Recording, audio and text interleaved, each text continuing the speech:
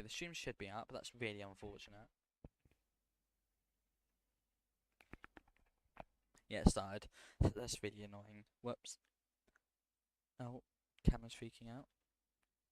Anywho, for those joining the stream, this is the president, the joint sitting of the Oireachtas. Throughout my tenure, I've endeavoured to ensure that this office remains attuned to the legislative currents of our time, and by no means insensible to developments on the international stage. Permit me then to speak about what I've heard of and noticed with absolute clarity.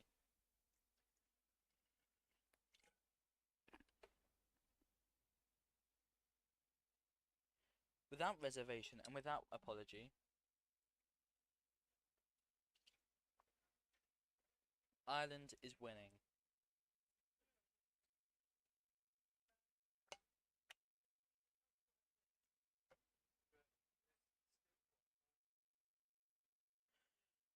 We have been recognised as the second most voted nation of the month, with 113 international citizens casting their support in our favour.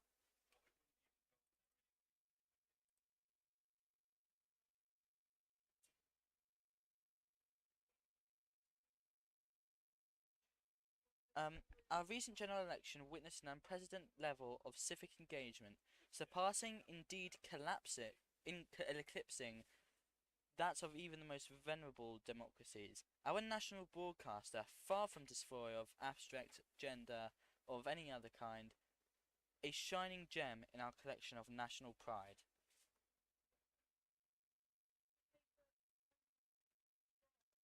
Gleaming with new studios and broadcasting what feels like every month, and with viewership to follow.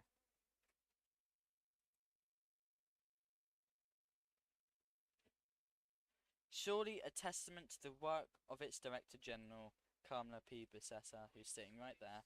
Very good Director General, I have to say personally.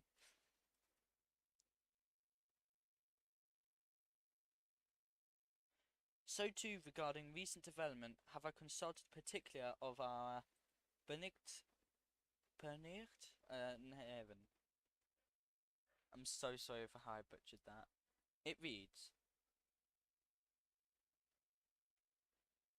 fidelity to the Constitution and loyalty to the state are fundamental political duties of all citizens. I feel that in my part I have done my best to fulfill this constitutional duty. Not as president, not as a participant in this Oireachtas, but as Ireland's first citizen. Each president is the first citizen of Ireland. Can all members of this House say the same?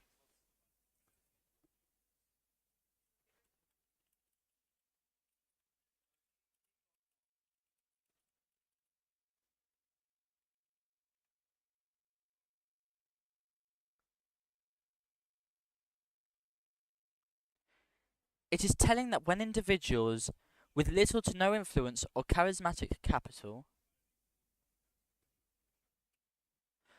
attempt to undermine this republic,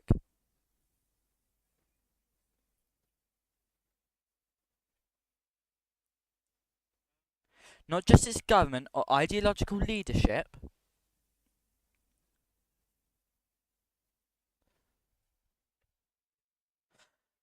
thought that is of course a stain when we have such shining talent in our government, but yes, the republic itself.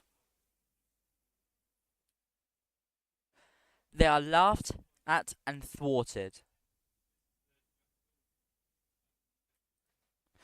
Your reputation as a nation in its own right precedes itself.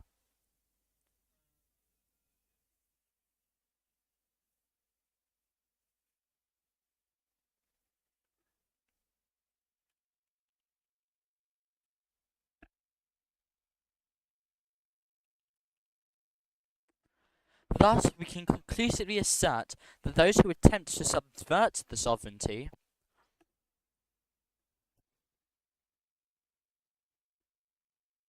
expose not just their unwillingness to submit in fidelity to the state and the constitution,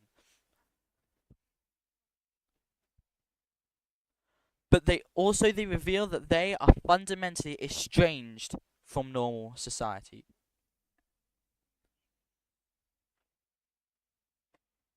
Quite powerful words from the president there, probably in regards to. Well, he's not naming names, so I'm not going to not going to speculate.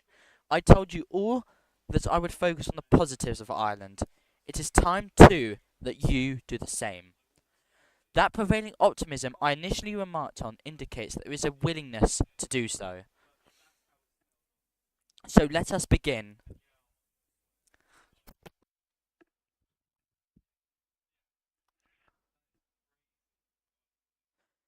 The seasons may change, but in our persistence we do not falter. Our minds are sent and the narrative is written. Ireland has positives, and we will focus on them.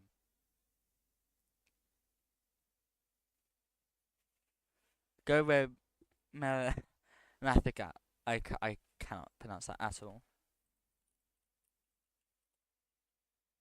The entire chamber claps for the president there.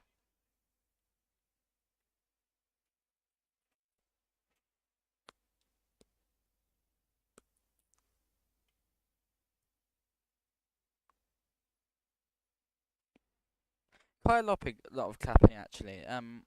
I can't imagine there's not else being heard in the chamber.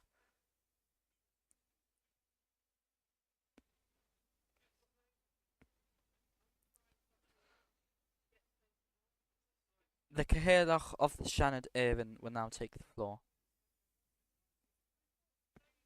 This is the normal order. It goes President Cathaoirleach, and I believe the Ceann Comhairle. Sometimes the Lash Ceann Comhairle or the Lash Cathaoirleach speaks. We don't have a Lash Cathaoirleach, but I remember I gave a speech as Lash Cathaoirleach at the last joint sitting. Oireachtain a Ceann Comhairle a tugta dala agus Shanadori. I hope I pronounced that right.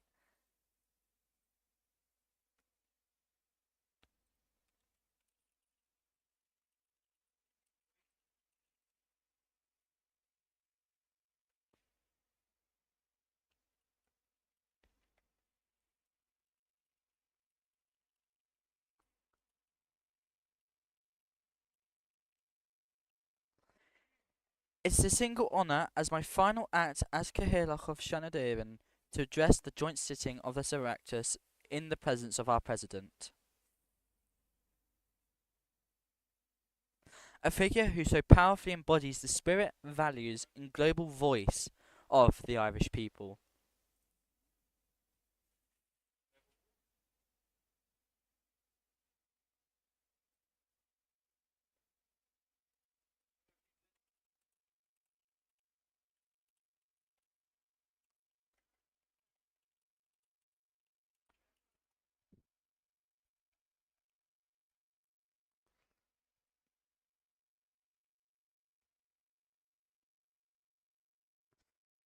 Ireland's place on the world stage has never been more relevant nor more needed.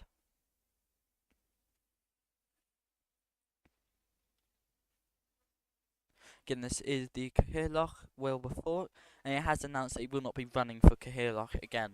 So as he said, this will be his last act as Cathaoirleach for the elections next week.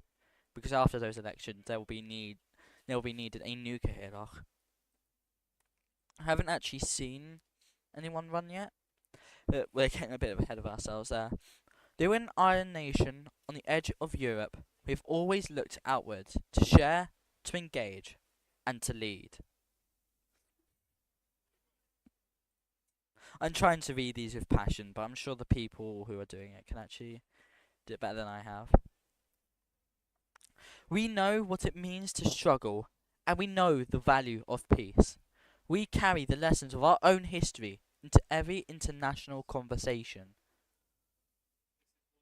Again, this is a very big theme of international community and how we've interacted with other countries, talking about how the lessons of our past will always be with us and taught to any other country we speak to.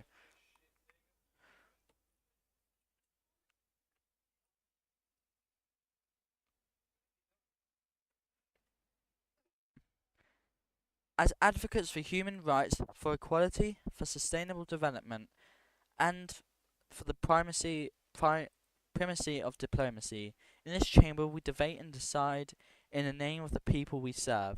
We also hold a wider responsibility to ensure that Ireland continues to stand as a beacon of democracy, decency, and dignity, not only within our borders, but far beyond them.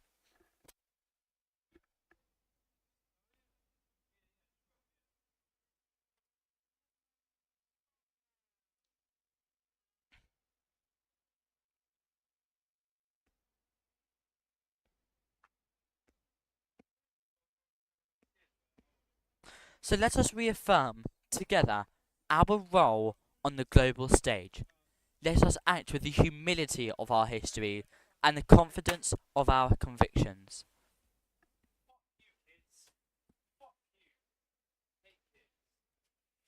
And let us show the world what Ireland truly represents, a voice of reason, of compassion, and of hope.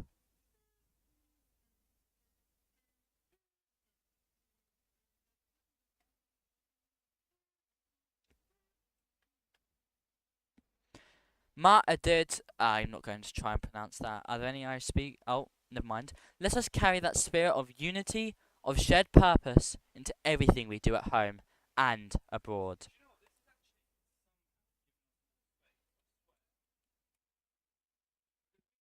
Again, massive applause from the chamber. Orders been called a lot quickly than the president's.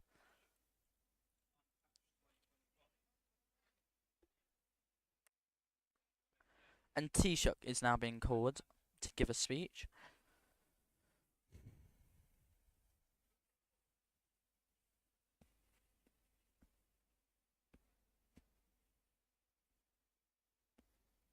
Good evening, ladies and gentlemen. Yes, Francis Butler Yeats, the Taoiseach of Ireland, speaking right now. I can't remember, I want to say this is like the 7th, 8th Taoiseach under Cillian, but don't quote me on that. I'm proud to address this joint sitting with the respect and dignity that it deserves. This is an assembly which has housed some of Ireland's most dedicated members and statesmen.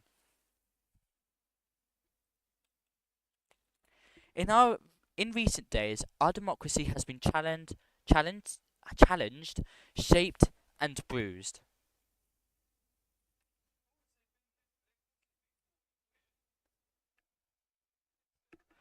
But, ladies and gentlemen, it has persevered.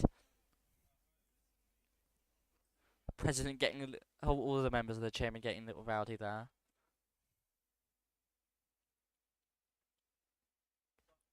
This is not only a victory for ourselves, but for those who have come after us. Those who come after us. We have defended the core values of our republic.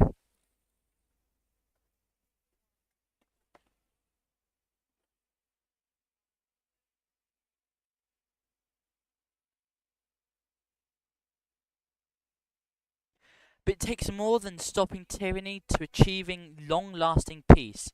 It takes a monumental effort. Unfortunately, I missed the last part of the speech there. I'm so sorry about that. I welcome you all to join me in my inaugural vow. I offer an olive branch, so that all members of this esteemed body may work together to get the job done, to continue with Irish prosperity.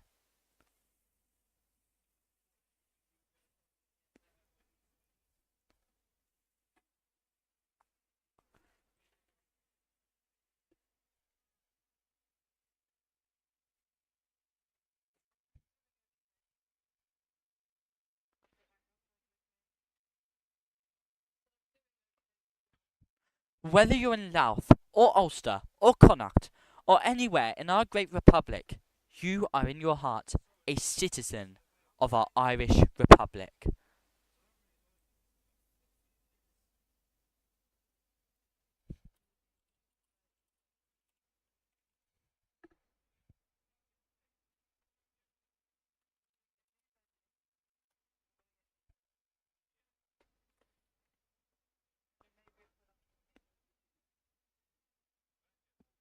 You are destined to inherit one of the greatest legacies ever. To be Irish. To be in this amazing community tested year after year.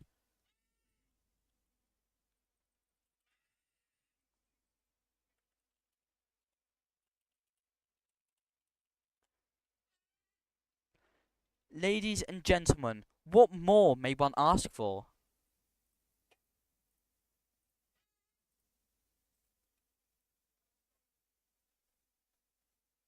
Oh God. Ours is a nation that's above chaos, above injustice, and above shallow deceit. It takes all of us, as the people's representatives, to prove that.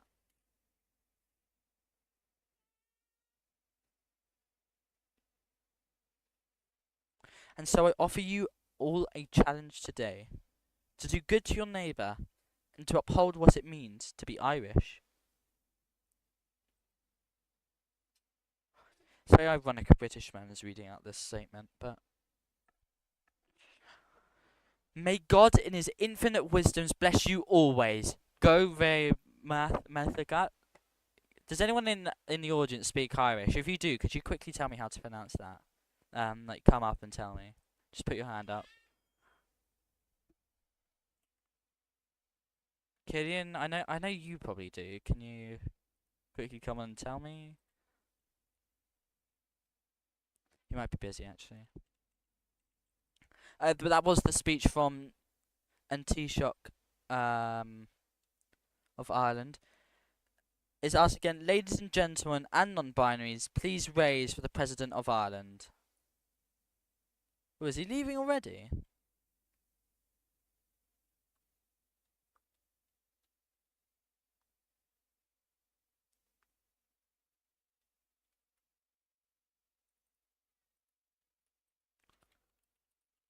The President has announced he is going to his native home of Ramadan.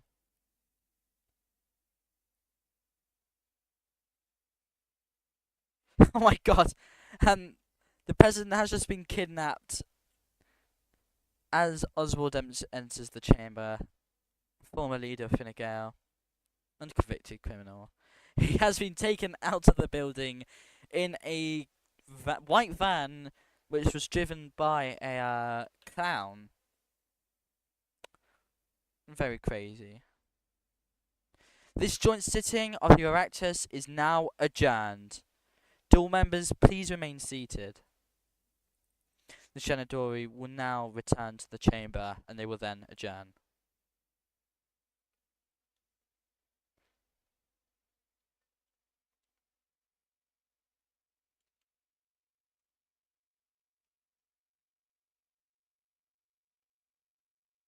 As there is no other business in the agenda, Dáil Éireann stands adjourned. Well, that was quite a lot shorter than I expected to be. 8:32 p.m. Oh, Cillian, hello. Hi. Are you still in the white van being transported to Ramadan? Yes, it's a rocky road to Ramadan, as they say, so a few bumps here in the sand, but we get through it. I've done this road before. So what were some key takeaways you'd like to make from your speech there? Because it was a very passionate and optimistic speech. So, Well, I'd like to know what your takeaways are. What did you make of it? I mean, as someone who always strives to be optimistic myself, I very much liked it, and the join. I really liked how you did full circle, as everyone should do really in their speeches and such. Full circle. I did. Oh, we have a few cars in the Dáil, by the Oh, way. are they all going to Ramadan? There is a birthday party in Ramadan, Oh, probably, okay, I for one see. of the many Muslims. They're all going on Hajj, says Reginald. we're all going to a Ramadan birthday party where they fire the rifles in the air. Right. I'm not smart enough to get that. Have you not seen the videos of the? Please, someone in general chat speak, so I don't look like I'm just really racist. But the videos of people from Saudi Arabia, they're rich people. When they have a birthday, they go into the desert and they fire their guns into the air. See, our president gets an entire cannon shot for him, so I don't know what that says, What but were your takeaways from it anyway? Go on, tell um the people what you think. I'm not very good at what's it called? I'm not very good at like getting key takeaways from speeches, but I think, like I said, I'm very glad you mentioned the thing about optimism, but you also hinted upon the fact that our democracy still stood strong and proud, even after an attempt to bring it down. And it was obviously thwarted. You never named names in the door, so I'm not going to say who maybe have done this specifically, but it's important that we bring light to the situation and be proud of the fact that we were able to overcome it. Everyone's going to have a Daniel. Sorry, just the amount of cars lining up in the Dáil. Oh, Jesse.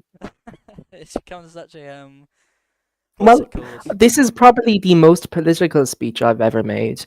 Um, because, well, I'm obviously, I can't name specific threats to democracy. That's not my place. But this is the most political speech I've made. But obviously, in an appropriate manner, I very much did this through the vein of the Constitution. And I mentioned one of the most important parts of our Constitution, which says fidelity to the Constitution and loyalty to the state are fundamental political duties of all citizens. And I said I felt I had fulfilled that duty as first citizen. Can other members of this House say the same?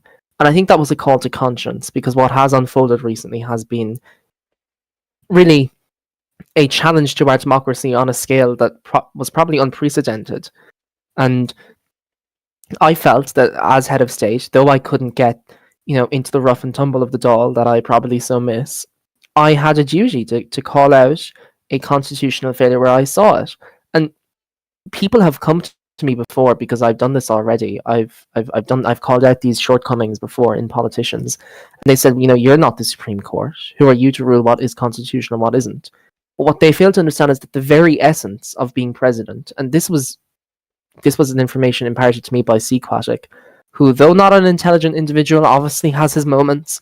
And he said, "You as president," because I remember we were discussing the presidency, and I said, "I don't care for the Constitution. It's a boring document. I find it's never brought into question." Which is probably the worst foresight anyone has ever had in this world, because it was called into question multiple times. It has become the most important document of my tenure. And he said, well, like it or not, you are the guardian of the Constitution. That is your job. You are not the Supreme Court.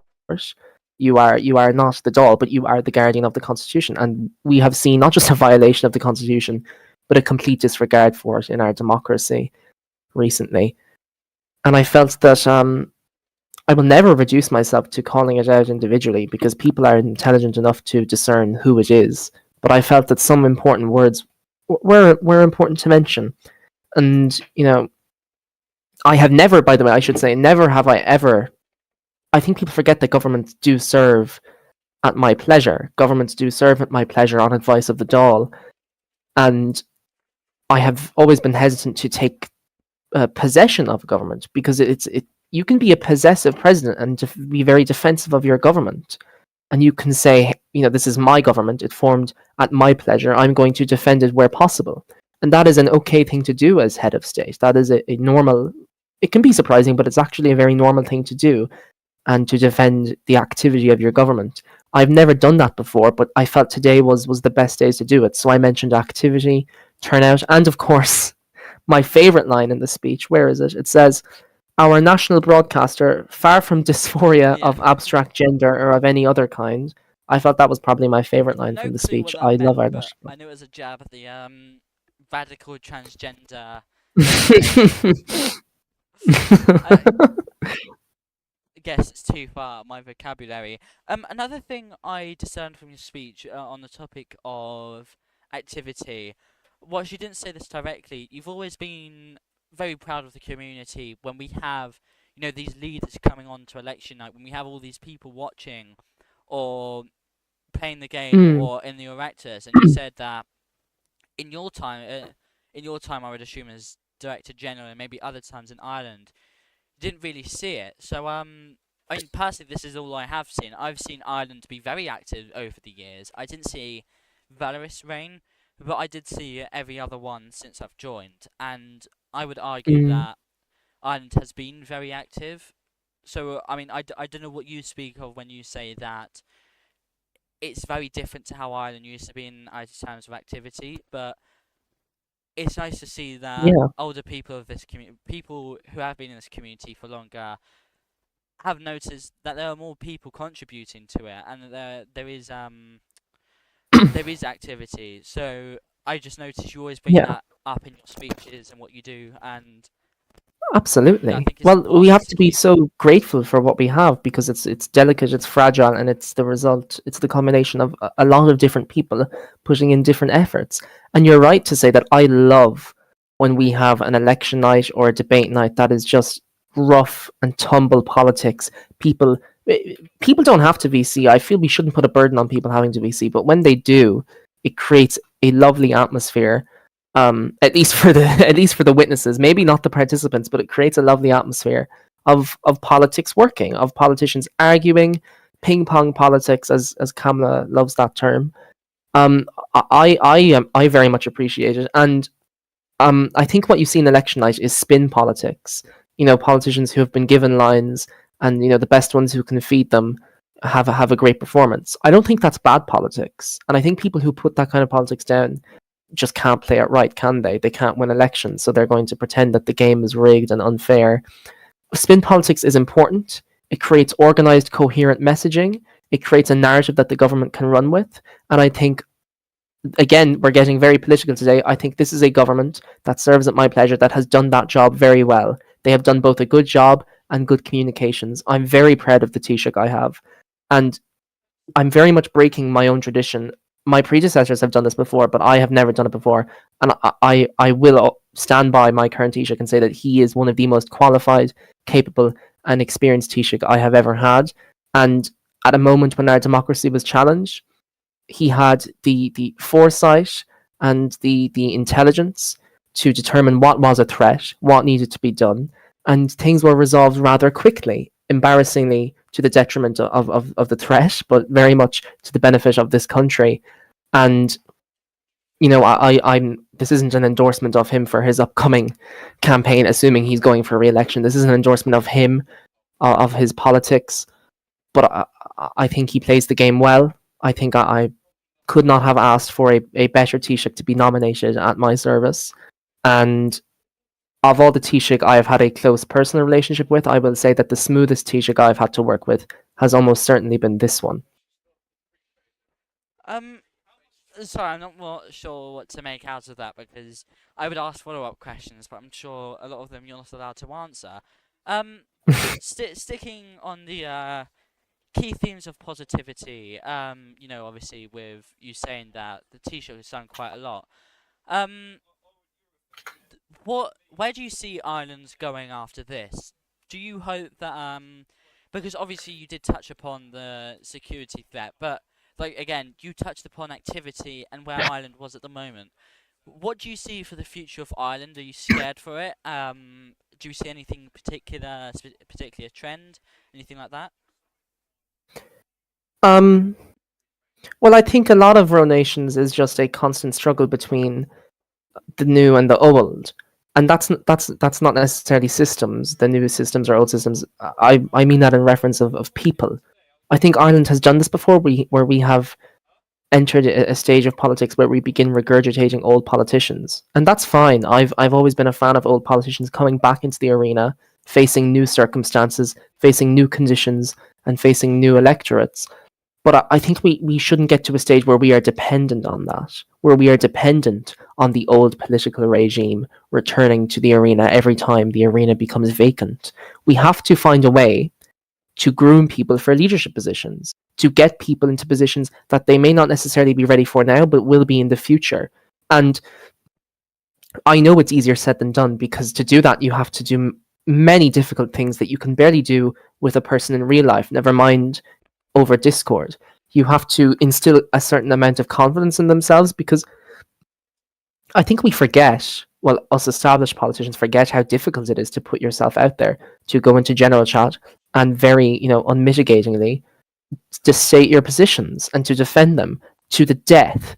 But I think we have to learn how to transfer that skill to others. It doesn't always come naturally. You have to have a degree of confidence, of self assurance, and you have to be able to know your policies inside out. There is a certain way of doing those things, and I think if we begin to lose grip of doing those things, then Ireland is going to be in another difficult position.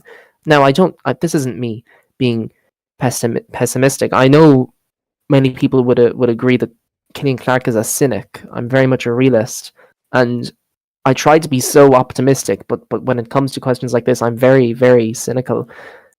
Because Ireland is probably the best it's ever been in years at the moment, perhaps the best it's ever been since its foundation.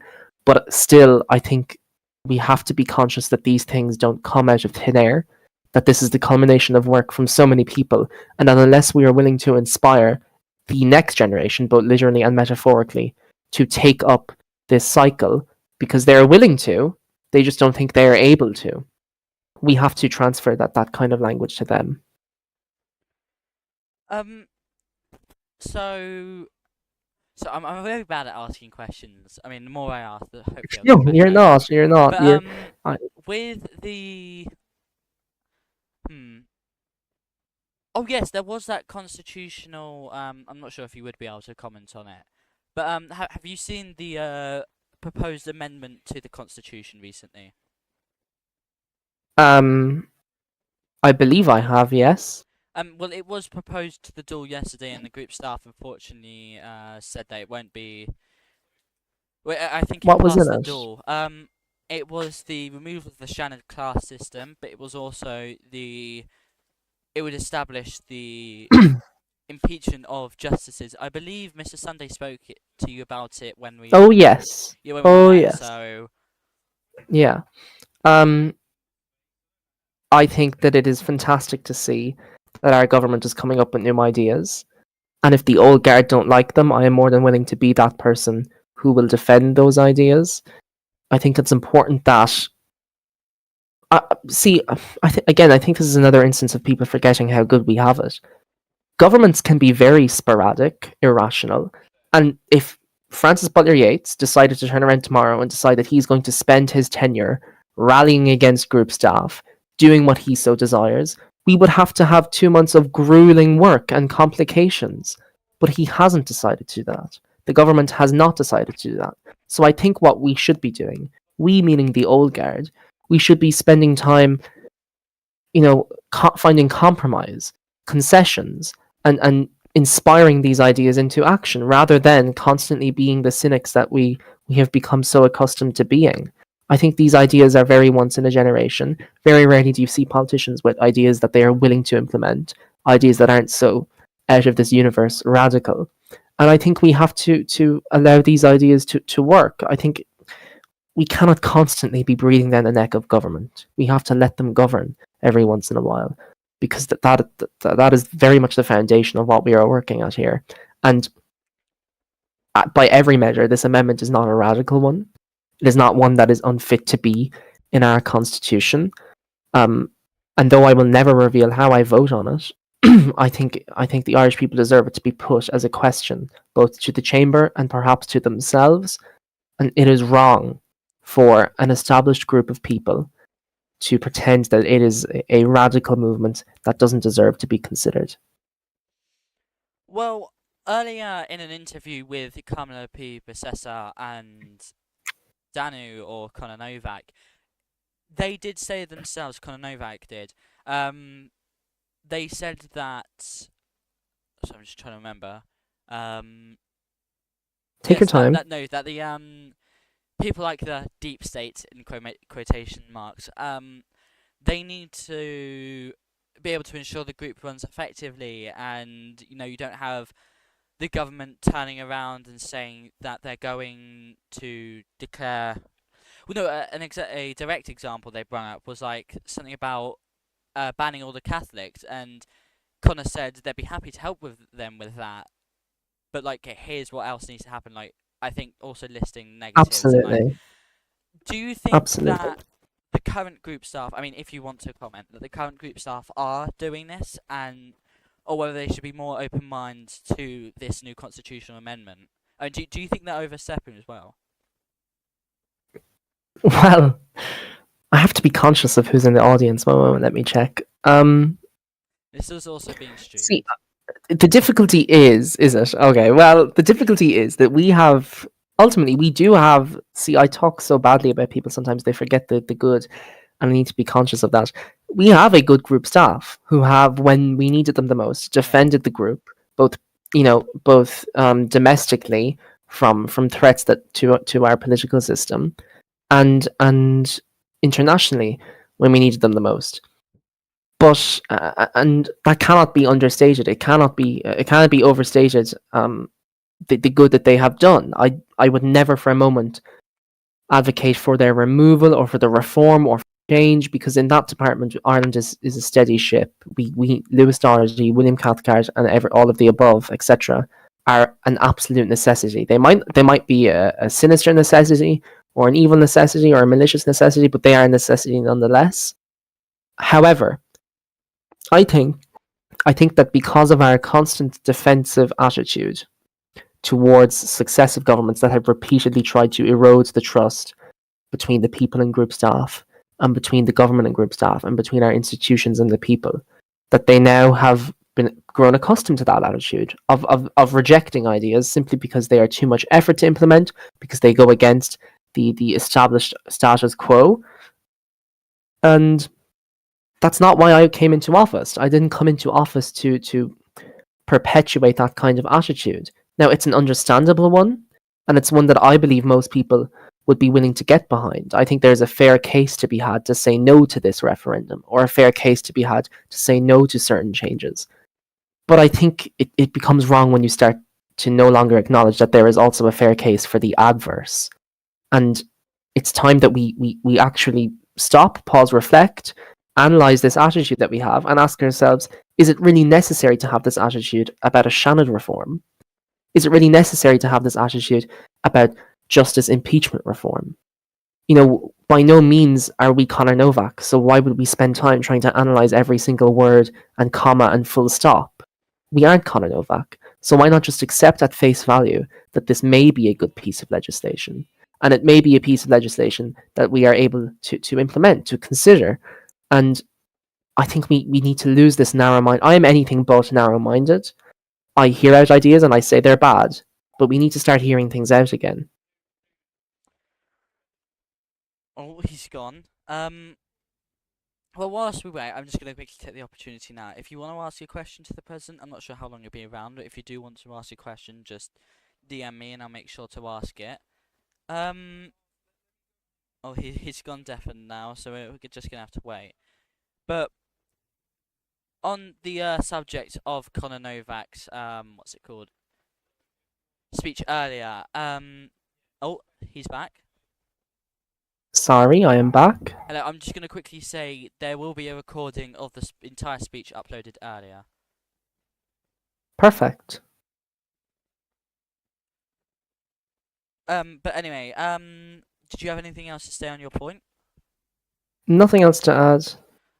Well, I've had a question here. I don't think it matters who asked it or not, but they asked, who do you think will be your successor as president? Oh, well. I think there are many potential successors, but they need reaching out to, they need speaking to, they need preparation. That hasn't happened. So you Can you hear me? Yeah, we can hear you. Sorry. So you are. Yeah, I think they exist, but they haven't received preparation.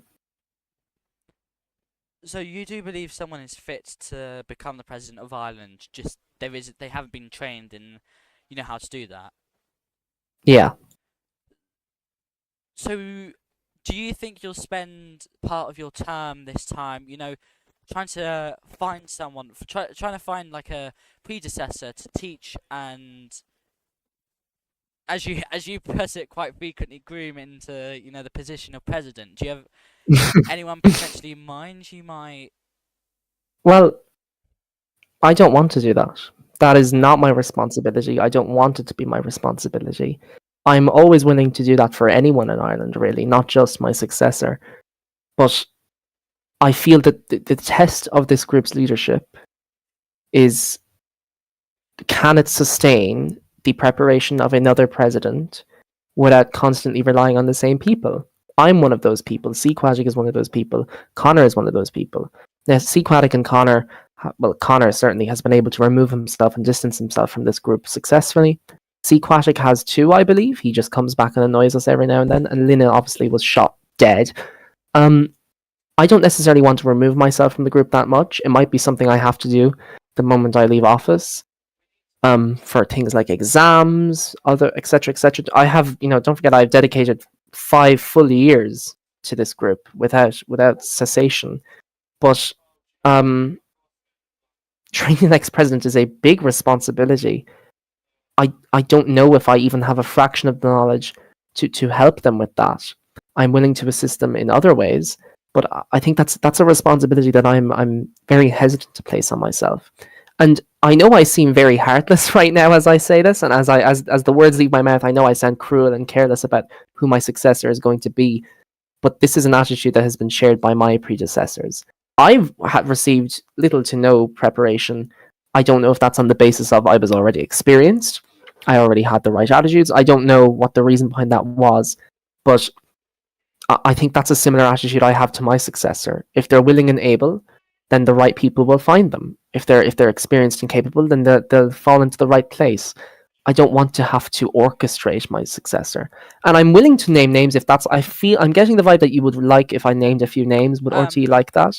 I mean, personally, I'd tell you no, don't name those names.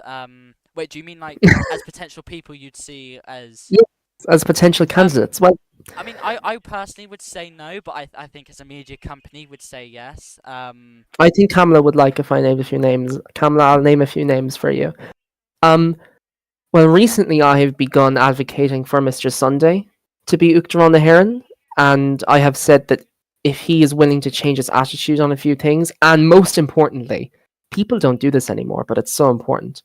If he was willing to change his avatar, that's half the battle done. Because at the moment he does look like he originates from a 2012 group, and the moment that changes, that's half the battle done. He's going to be perceived as a presidential candidate.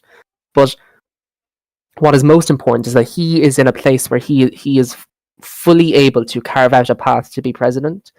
There are people in his way like Lewis Doherty and William Cathcart. I'm going to do the best of my ability to change their minds and convince them that Mr. Sunday is someone who is possible to be in the office of the presidency. And I think if he ran, he would run a great campaign. I think if he had the right people around him, like myself, he would run a great campaign. And by the way, this is by no means an endorsement of Mr. Sunday. I just think, legitimately, from a very foundational point, I think he has the personality and temperament to be a good president. He just has some fundamentals to accept. There's always going to be Oscar O'Sullivan. Oscar O'Sullivan is someone who is really more than perceived to be president. He has the experience and jobs and visual identity of a president. Temperamentally, I don't want to get into that. I'm not going to name or get into the temperament of Oscar. I'm willing to get into the temperament of Mr. Sunday, but not Oscar. I find that is more nuanced. That is more complex because Oscar he doesn't VC. He isn't as open perhaps, and that isn't necessarily a detriment or a positive. It's neutral. Now, True Donald, no. People have asked, why can't True Donald be president? I would not make True Donald president. If I could give a singular reason, it would be his username. What the hell?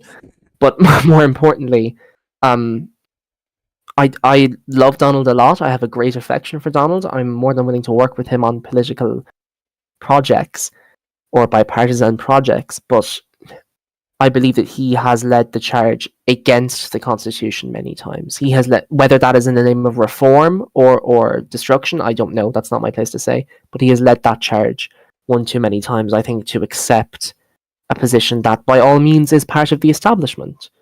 There's obviously Kamala People Cesar, who, I'm so sorry, Kamala. I'm so sorry that I ate up all the signatures like a good chunky boy on my first run. It won't happen again, obviously.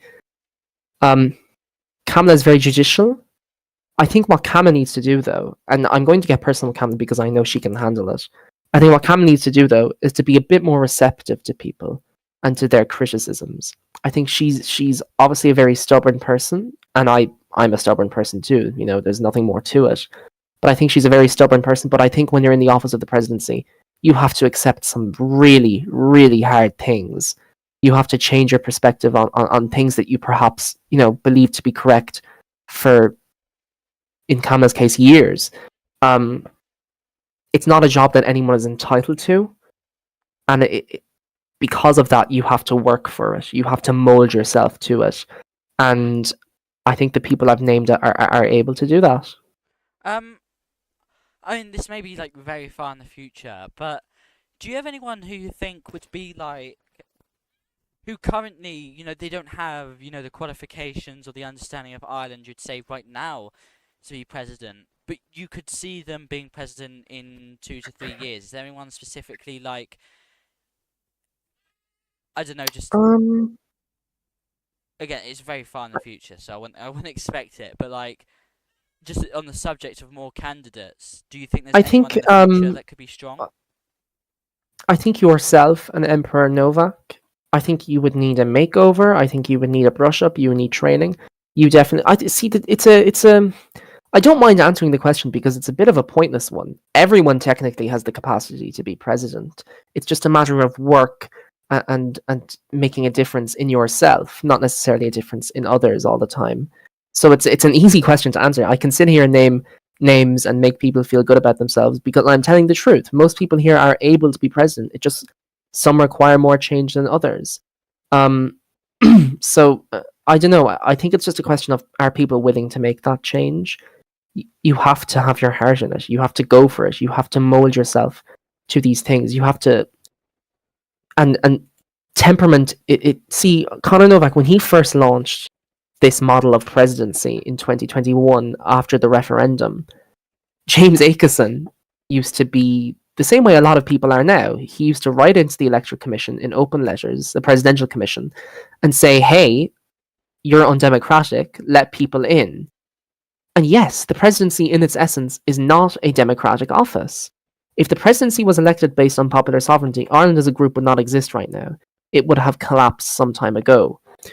And that is why temperament is such a big part of it. And people would say, okay, even if it's not democratic, even if it's not a democratic office, why can't this person, so and so, be president? They have the experience and they were Taoiseach. And Connor would hate that. He would hate when someone says this person's been Taoiseach, make them president. Those are two completely different offices. They have different compelling narratives that you have to forge a path in. They are in no way similar, really. That's not to say that you can't be a good Taoiseach and be a good president. The past 3 presidents have been Taoiseach, Bjork included, actually. That would make 4 presidents total. But being Taoiseach immediately does not make you eligible to be president. So it's a strange question. But I think the questions that people are raising now about the Presidential Commission and the presidency, they're not new questions. They're not questions we haven't faced before. I just think we need to repeat those answers and be more firm in them. It's not always been a democratic office. So the chances when we've got a chance to elect a president based on popular sovereignty, given the choice between 2 candidates, they have been extremely successful incidents. And also, that's not to say that the presidency, we desire it to be exclusive. We desire it to be closed off. We don't. Everyone here, I can guarantee, wants a presidential election. It's good for activity. It's good for an awful lot. But it's a matter of can we have an element of choice where we don't have to pick a bad president. C. Quatic, he gave me personally a document, where Connor had this whole thing about, what you just said, like people asking, let us be president, this is so undemocratic, and Connor had to come out and write a whole statement saying that this isn't how it's run. They said basically that you shouldn't. I think, as from how I interpreted it, and I may be wrong. If you think I'm wrong in how I've interpreted it, please go ahead and say that. But I think they gave off the impression that presidency isn't something you should shoot for. It's not something you should aim for, and it's not something you should expect. Well, No, I think it's very clear it should be something that's expected, but it's not something that you should aim for. Do you agree in that regards? Do you agree that's what Connor meant when they Well, said those words? I remember when that letter was published, and I think it's definitely a project of its time because the moment the presidency came around and this new system of a republic, because we were a free state, was established, there was that sense, and you could feel it, you could see it in people, especially people like James Aitchison, who are very ambitious, that they were aiming for the position. They were kind of very pretentiously and so obviously, even though they tried to hide it, carving out a place for themselves. I was in like 3 presidential campaign servers in 2021, and there wasn't even going to be a campaign. But it's definitely a thing that was carved out for people, and they had to say no, don't carve out for it. Which is kind of an outdated attitude, by the way. And now I have to shut up my dogs. Okay. Well, whilst we wait for Killian to return, like I said earlier, the interview between Danu and Kamla will be released later tonight, hopefully. And unfortunately, because today is literally right after yesterday, you wouldn't expect that, would you? Tomorrow being the day after yesterday, whatever. I don't have the Robloxified version of the ending of the streams yet, so we don't have that, but we'll still end the stream off how I did yesterday. Like I said, we will have a Roblox one for Friday next week for the Dual Aaron. So again, whilst we do wait for the president to come back, do take your chance to mail in questions and everything. I'm happy to ask the president these questions. Hopefully, he stays around for long enough. Very interesting conversation, I have to say, but it. I Jesse, oh, apologize for that. hello. Yeah. Um. Sorry, I feel like I forgot. Yeah, I was trying to touch on the point that in 2021 we definitely had to amplify that particular point. Don't aim for the presidency because you'll be very disappointed when you don't get it. I think the difference between Connor and his successors, and I won't include myself in that because I think I'm similar to Kamala. Oh God, New Harris. I'm similar to Connor in this vein, in that I would say don't aim for it because I also don't like disappointing people and telling them no, not now. No, you're not being president. But I think Lewis is very capable of telling people no, you're not capable. So because of that, we've kind of morphed into, or evolved rather, into a state where we can tell people you can aim for it, you can try and make yourself viable for the office, but just don't come crying when we tell you you're not fit for it. Um, I'm not a fan of that system. I'm a bit of a people pleaser, and I would say I'll come to you. Don't come to me. I'll come to you so you can be president. But obviously, you know, I think Lewis is definitely taking the right approach for the time. Something I wouldn't be able to do because we're in an era now where people are coming forward and saying I am able. So he is the correct approach, I suppose, where he can let them come, let them apply, open a ticket, but he's going to tell you the truth. So it's it's a big. The presidency is a hard thing because it's all about temperament, and some people can't help the temperament they have. Some people can't help the personality they have, or at least there are varying characteristics to it that they can't help. But so I don't want to be the person to tell them that. But Lewis obviously doesn't mind. So can we just thank Lewis for doing the difficult job of telling people that they are useless, because I couldn't do that.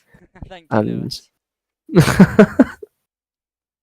he has to be the bad cop, Um, naughty cop. Stop. I do have a question here. I'm not sure if you'll be able to answer it 'cause it's very political. About the constitution. But what is your opinion on the government's plan to introduce the ability to run as an independent in the Shannon, which group staff had blocked during True Donald's term, but is now being proposed again? I love it. I love it. This is not a political issue. This is a human rights issue. I've said this in the elections channel. If you click on it, it's like right above this category, the news category. Go into the politics category and click on elections. I say the people yearn for independent Shanadori, however. I think it's a great idea. I think we have, if you want to make people viable for the presidency, this is also a great start. They can be an independent Shanador and show how smart they are without having to get into the rough and tumble of politics. And I don't know. I don't think we should have independent TDs. I think that's stupid, and I think we should force people to go into a party in the Dáil because it gives them activity and it gives our parties activity. We don't want to get into a state where we have 600, independent TDs and one political party TD. That's stupid. But I think independence in the Seanad, perfectly agreeable thing to do. I don't see why not. We've gone to abolish the Seanad before. We've gone to reform it with a class system before. What is so radical about changing the political denomination of the chamber? I think it's a healthy thing to try, and I would never campaign on behalf of it in a referendum because I'm president, but I would definitely go on a get out and vote campaign if that makes sense. So, something similar, maybe a high turnout could benefit the result. That's the most I could do. But I am saying that I think we should be allowed to consider referendums that are put forward to the people and to the Dáil, and this is one of them. I've also had a question, but it's not actually in our country. It's in Northern Ireland, which some may claim is our country. Would you like to comment on the ongoing Northern Ireland mayoral election? So I believe, do you know who's running in it? I think two candidates. I think Agni and Zero and Dylan Hello 20. I don't know any other candidates. I can give the full run up.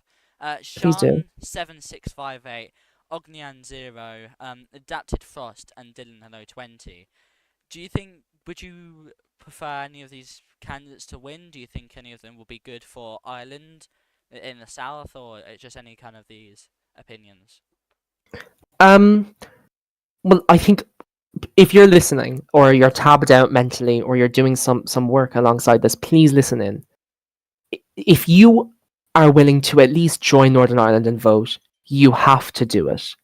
The reconciliation that we have wanted for so long with the UK, because we have, metaphorically speaking, we have brothers and sisters in that group. We have friends across the barricade, a Derry Girls reference. But if you are doing work right now, or you're typing a document, maybe you're writing a law, or you're writing a tweet or something, just listen to this carefully. Join Northern Ireland, and at the very least vote. Even spoil your ballot. Just get into Northern Ireland slowly but surely, and until it becomes natural, because this is the reconciliation we've been waiting for. They have active elections in Northern Ireland. Now, I don't know any of the candidates well, I know Dylan Ho 20 and I don't like him. That's not to say don't vote for him. I'm not going to endorse any campaign. I know Ognian very well. He's a very close friend of mine. He's a very smart, capable individual. I've not seen any of the campaigns really. What I do know is that Ognian is the one I know.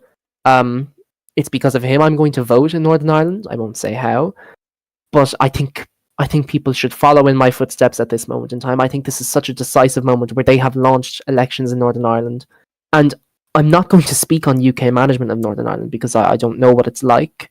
What I do know is that this is a chance. This is an opportunity. This is although it's not reported on, you don't see the media outlets and news and RT and political and broadcasting saying this. This is our first chance at reconciliation on a meaningful level, on a political level, where we can normalise going into Northern Ireland. I'm going to vote in Northern Ireland. I'm a former First Minister of Northern Ireland. I won't say which party because people will hate me for it, but I'm a former First Minister of Northern Ireland. So was Sequatic. And Lynette was a former Secretary of State for Ireland. And Conor Novak, well, he was gay. So I think we all have our own differing involvements in Northern Ireland. And this is such an important pivotal moment to get involved, to do it, to seize it. And all it requires is, you would do it in Ireland, wouldn't you? A lot of people in this audience, I'm looking at them, they're all politically involved. You would do it in Ireland. You would join the game for 5 seconds and vote. Do that in Northern Ireland. Equally, you have a right to vote there. Become a citizen, get that right, and seize it. It takes such short little time, but it means the UK, not even the UK, I think that's the wrong term. It means that Northern Ireland has to consider us. They have to consider the Irish electorate. Imagine how embarrassing it would be when we are moving towards reconciliation, when UK group staff are going through the votes and they realise, whoa, who even cares about the nationalists? They don't have to worry about us. The Irish people aren't going to vote. There's no Irish electorate as they parse through the accounts, I should say. They're going to say there's no Irish electorate to consider. There should be. We should have a say in what's going on in Northern Ireland. And once we have it, we should seize it. I think that is so important, and it's this little chance that will make a difference. and I obviously can't endorse any campaign, but the most important thing is that you do it. You would do it in Ireland. Even I do it in Ireland, and I'm so inactive. I do a vote. I usually do spoiled ballot. Do it in Northern Ireland. Make them consider us, and be, even if it's annoying, even if you go into general chat and you see someone saying, "Oh, here come the Fenian bastards to tell us what to do again." It doesn't matter. Do it. Make them annoyed. There used to be in 2021 literal incels just sitting in the Northern Ireland chat. That's Northern Ireland was famous for just larpers from the IRA and likewise the Unionist paramilitaries. So don't kind of feel that people are above you just because they're British speaking in there. They're probably losers like that too. And there was a time where the bottom of the barrel used to speak in that server. So you're coming from Ireland. You can look around maybe in Northern Ireland. That's what I'm going to do. I'm going to look around and see what's going on, see what the different campaigns are, and make my decision. I think other people have to do that too. Get up there, be annoying, and I'm repeating myself now, so I'll finish here. But seize that opportunity, be annoying and make them consider us. Oh, I did have a question that I've completely forgotten now. I need That's my fault. Sorry, no, I need I to went get on. better at noting them down. But oh, I think I've just had a question come in. Okay, I've had Emperor here. I'm specifically going to mention Emperor for this question. They've asked, if you love your presidential Shanadori. Aw, I really do. I think I'm probably the closest president to my Shanadori. CillianClarke didn't really care about them, and at first I didn't because it's such a pain to appoint them. It's very hard to find active people. It's like I feel like a party leader sometimes when I'm looking for active Shanadori, and it makes me feel immediately bad for all the Taoiseach I've criticised because, man, it's hard to get active people. But I was blessed with such capable presidential Shanadori, who show up when it matters most, and there was always an expectation that presidential Shanadori would side with the government, but that's kind of an expectation I've defied. I've told my Shanadori, do what you like. When Jeremy was a Shanadori, I said, cause as much chaos as you can. Be active, be proactive, especially. That's more important, be proactive. They wrote legislation. I never really cared for it, but I just said, yeah, that looks good. You can propose it. And I told them, do what you want. And also, yes, I know this Gloptop person. Maybe not the best. We might have to see Oscar return to my presidential category. We might have to see who else is here. Maybe Lewis wants to be a Shanador. Lewis, if you want to be a Shanador, you can. So you can turn up on what is it, Saturdays? Yeah, Saturdays at 9 p.m. Corbyn's a TD. She can't be a Shanador. Yeah, maybe Oscar or Lewis or Ognian. Is Ognian a TD or a Shanador? I think he's one of them. No, he's the vice chairman of the Social Democrats. That's all he does here, I think. Oh, I see. You're not going to be giving him that job then. Anyway, yeah, might have to replace this Shanador guy. Lewis just said, I cannot hope I'm the Chief Justice. Well, I knew that. I was just testing you. Sorry, I was just testing you. You passed the test. Well done. You can stay on as owner. Yeah, I love my presidential Shanadori, and I think they are so cute, so adorable, and they get a lot of free passes. Like, I don't think they realize the benefit. Friends with benefits. Maybe that's not the right term, actually. Never mind. The benefits of being friends with the president mean that I involve them in a lot of stuff. I tell them about what's going on, and I think they enjoy that anyway, unless it's this whole time it's just been a horrible burden. I've been sharing everything with them, all of my problems, and they've hated it. I'm going to assume that's not the case. Hopefully not. I think we'll have to see if Emperor can comment on that. Actually, because you are so close with Emperor, and I've seen you speak about it. Do you know about the relationship between Emperor Novak and, I would presume, his mother, his father, his parent, Conor Novak? There is no relationship. That's the point. Sorry. Yeah, there is no relationship, but we like to pretend there is to make Conor feel bad. I mean, he DM'd Conor, and Conor was like, I don't know you, I've never spoken to you, please change your name.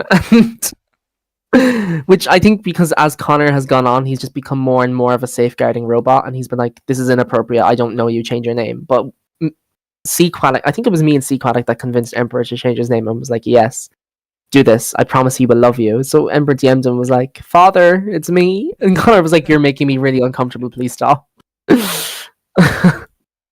Um, Oh. I mean, again, reminding the audience, you can email in questions if you want. But I mean, sorry, again, I'm just trying to think of more questions. But with Ireland at the moment, how happy would you say you are with the Oireachtas at the moment? And if you're allowed to comment on the Ken Caller as well.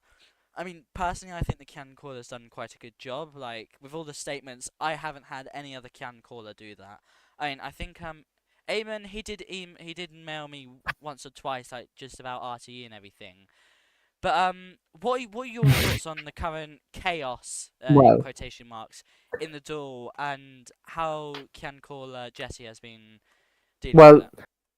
I don't think there is any chaos. I think, well, okay, there's two things to address because there's the political side of the Oireachtas and then there's the administrative side.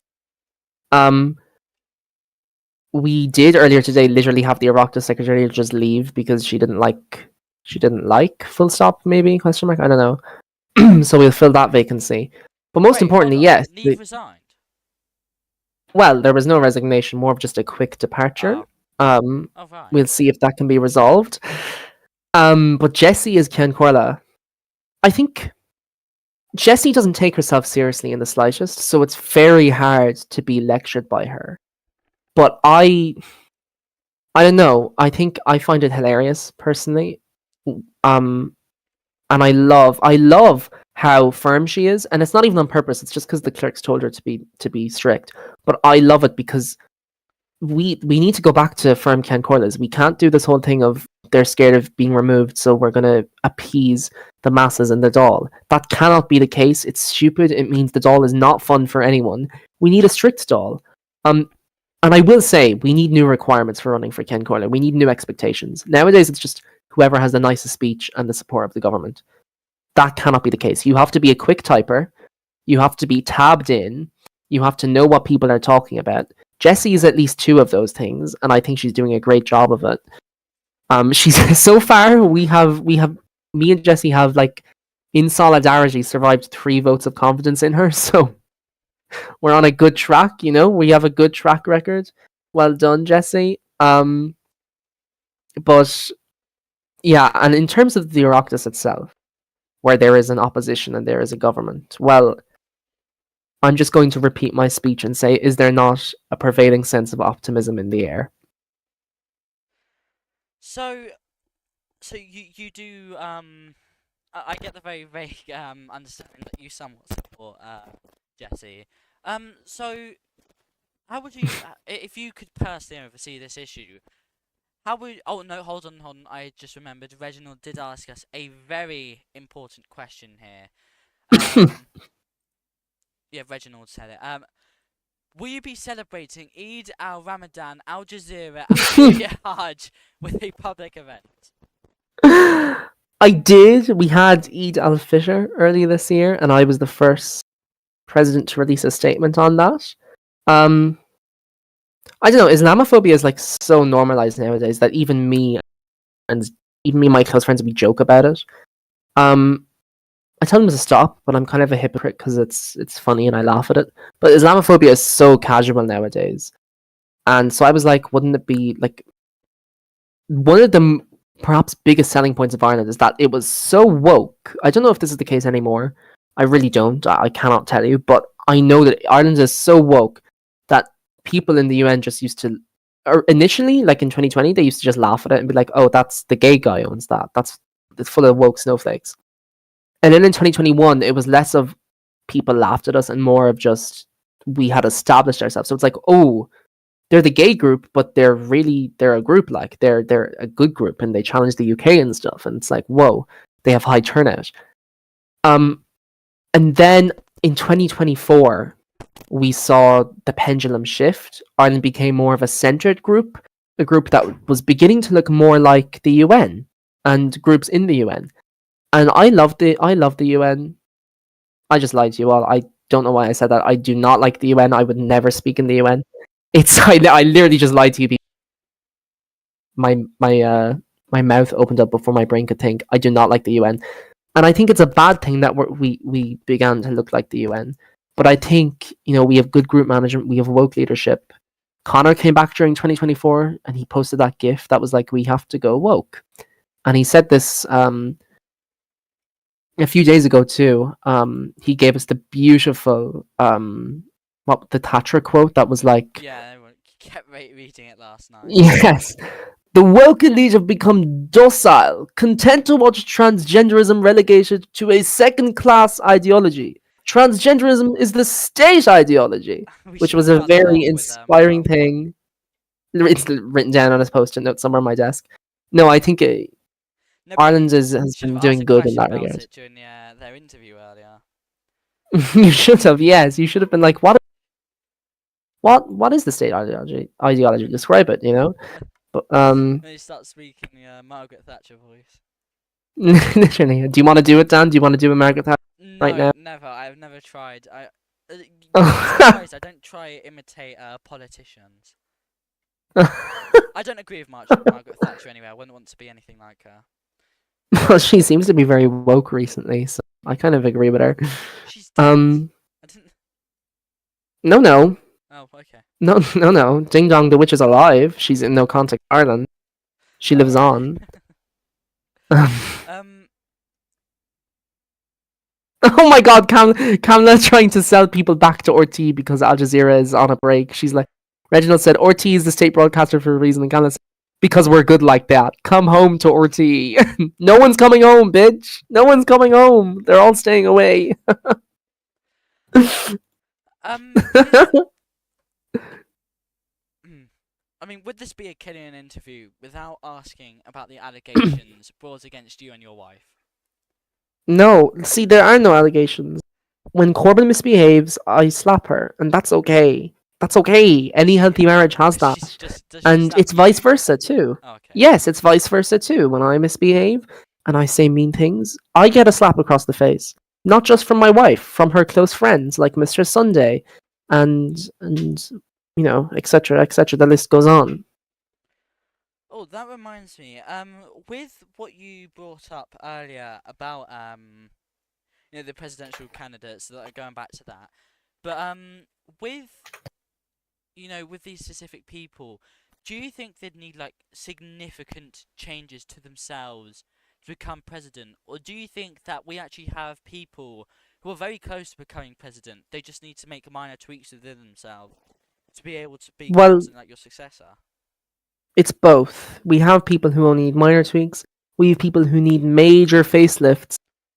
And I don't know, I think it wouldn't be a normal group if we didn't have that. If everyone was robotic and was just as similarly closely affixed to the presidency as one another, that would be boring. We do have people who require more change than others. And I think I probably will be the last president of Ireland to be elected by acclamation. So, to have 2 terms of direct acclamation, I will be the last president of Ireland. And that's something I'm reckoning with too. I have never. Well, the idea that I don't have a democratic mandate, I think it's a half truth. I don't have a democratic mandate, but I think I have an indirect mandate. I've always been very explicit about that. I don't purport to have the same mandates as my government. I don't purport to have the same mandates as the Seanad. But yeah, I think there are people out there with the capacity to maybe become, sorry, president. I think everyone has that capacity, by the way. I think it's just some people take more work than others. And I don't know if that's a theory that most people agree with. Please say in general chat if you agree with that. If you think, because it's a hot debate. Like CillianClarke would not agree with me right now. He would say some people have it and some people don't. You can't make it. And I think that's my downfall, is that I trust everyone to be able to get there, to be able to make it. Conor Novak would probably agree / disagree. In public, he would say, yeah, everyone is able to, but in private, he would say no. And then Lynn is obviously the meanest president we've ever had. And she would say, nobody except myself can do it. So, but I think, I like to think, maybe I'm an idealist, maybe I'm naive, but I think everyone has the possibility.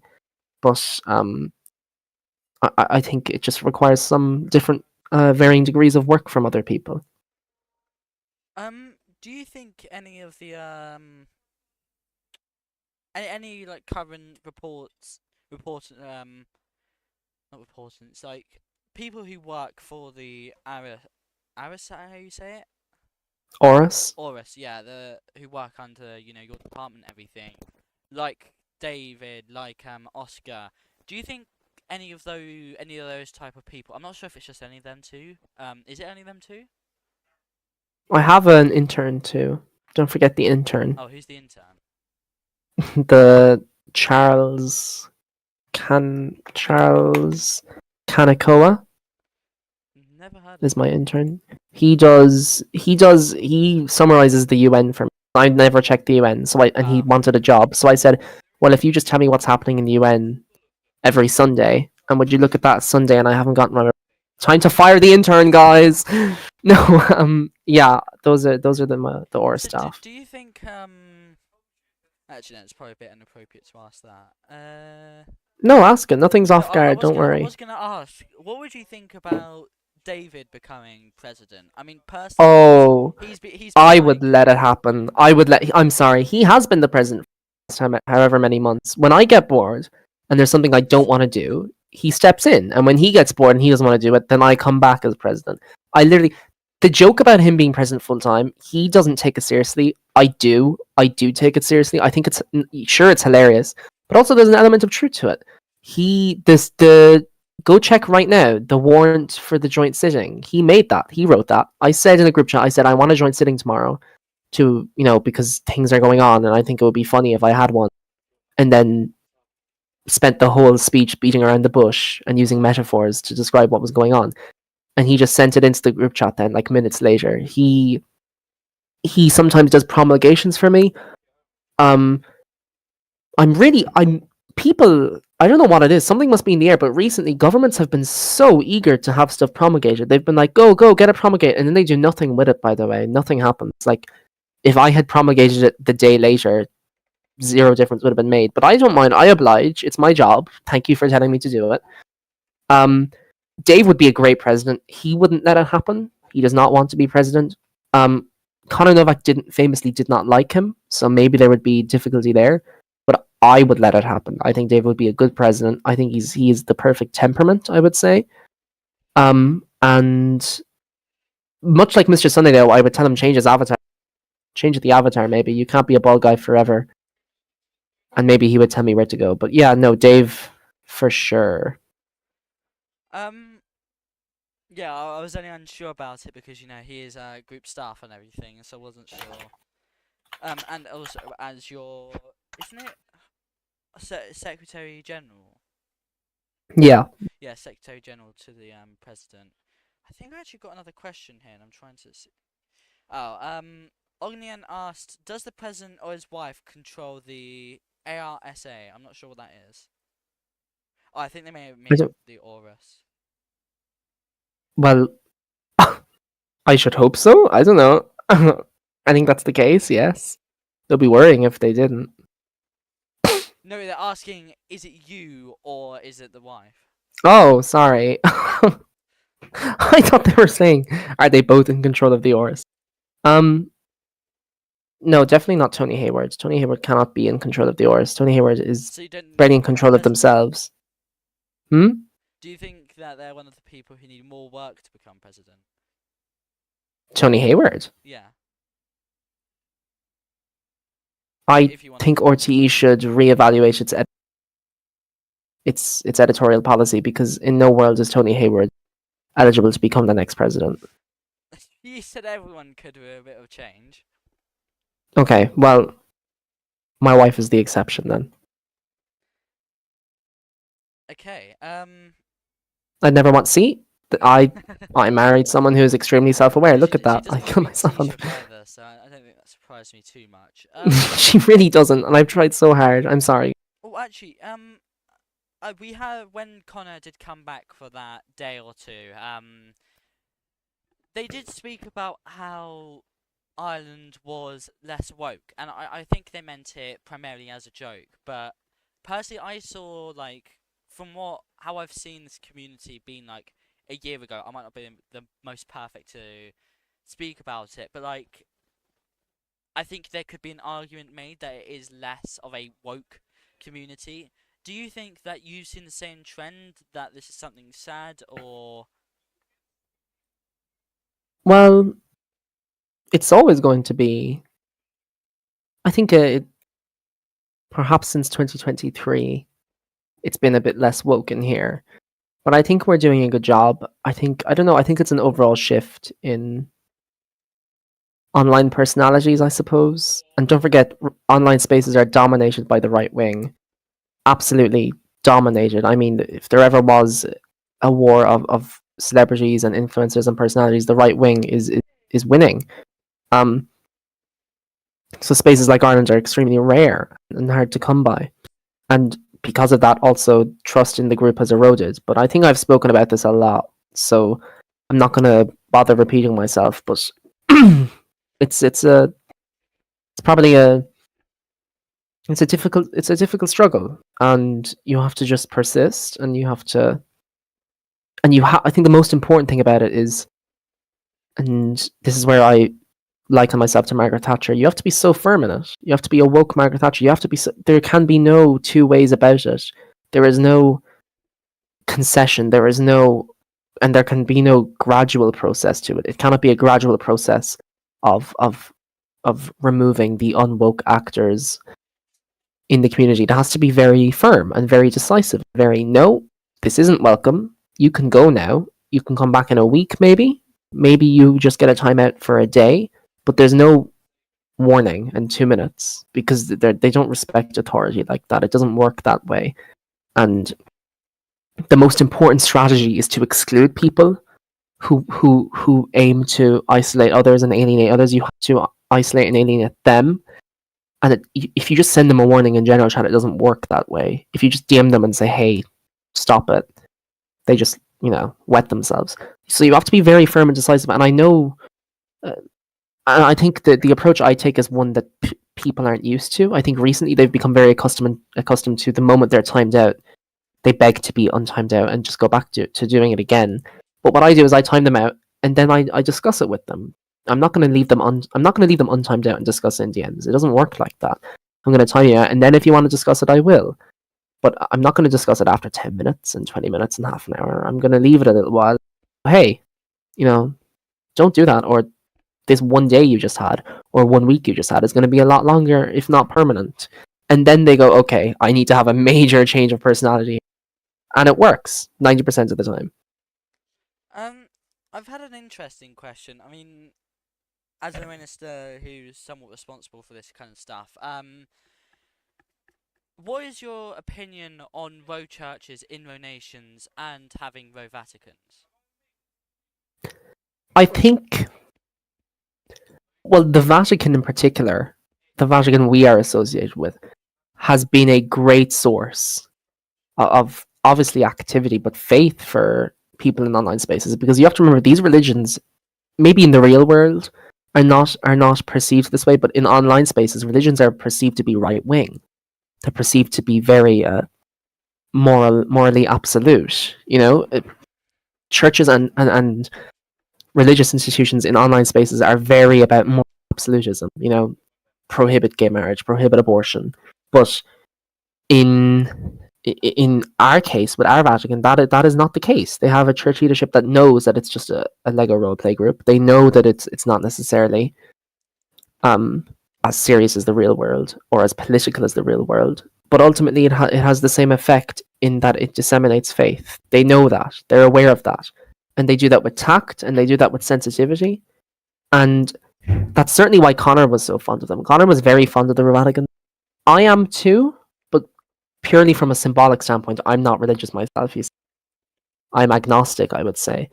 So I find that the church we have is so important. And we used to have a church in Middletown, but Middletown is kind of a We do have horse a around church. group. We do have another church in Is it operating? Is it alive? Is it breathing? Is it?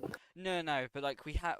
Oh no, yeah, you are talking. Never mind. We do have a church within the County Armour game, but we Yeah, also have one in I in think Middletown. yeah, I think it is Middletown because That's all. Yeah, that well, that that's was the always been the church case. bell that kept going off. that's always been the case. We've always had those churches, and I think we used to have a diocese as well, and that was okay. That was nice, but I think we have a rare case where the church in our online space is purely from a faith standpoint. They purely do faith, and they do like gospel of the day and stuff, and question of the day about God, and your favorite saint of the day or saint of the day, whatever. I don't know. I'm this isn't my circle, but and you're obviously going to get a few bad seeds. If you look in the server, there's probably a few people that go, oh, I think I think I've spoken about this before, but and I've spoken about it to you before, actually. It's the most, completely changed my mind. I've never spoken about it before on RT, but it changed my mind completely on religion, because I used to be less agnostic and more so atheistic. And what happened was I stumbled across the Vatican, and I decided, well, Connor's been in the server a lot. I've never actually checked his messages. And I checked his messages, and what happened was someone had tagged Connor and said, it was hilarious, by the way. The comment that started this was hilarious. It was like some guy was like, how can you be Catholic but you're also woke? It was one of those questions. And immediately the admins of the group like were on his ass, and you can see it in the replies are like, hey, don't say that, hey, blah blah blah. But Connor was like, no, I'll take this at face value, and he responded, and he said he didn't respond from a woke point of view, he didn't respond from a group admin point of view or an Ireland point of view. He responded so sincerely to this obvious idiot. I mean, I think they had the name 2010 in their bio, so that tells you everything you need to know. But he was like, look, 2010. Sorry, I'll make it younger then, so I don't look as mean. I think they had the name 2014 in their bio. But he was like, look, I don't think it's constructive, polite, or kind to identify heretics and shun them, because that's not what Jesus did. And he was like, Connor was like, I'm homosexual and I'm religious, and that's my cross to bear, not yours. And Ireland is a safe space. And he was like, and I know that despite your religious views, it's important that we don't, disseminate harmful views to children about and extremist views to children and extremist religious views to children. And that is their cross to bear. So Ireland serves as a safe space for those people. And you can have religious views on people no matter what your position is. Ireland is not the place to impose those on people. Ireland is not the place to have those discussions. Ultimately, most people here are not adults. They still have a childhood of exploration to determine who they are and what their beliefs are. And if they wanted your point of view, they would come to your institution. They would come to a place that isn't a Roblox group, but they haven't. So don't let servers like this become a place for bullying and intolerance, because you're not going to give them a safe space. And I felt as though that was probably the most sincere thing Connor had said, and it made me realize that religion can be a force for good.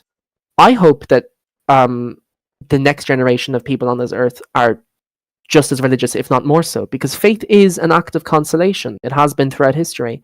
And I think it's important to have faith if you want consolation in life. It's an easy way to get consolation, if not out of pure, divination and, a genuine belief in the gospel.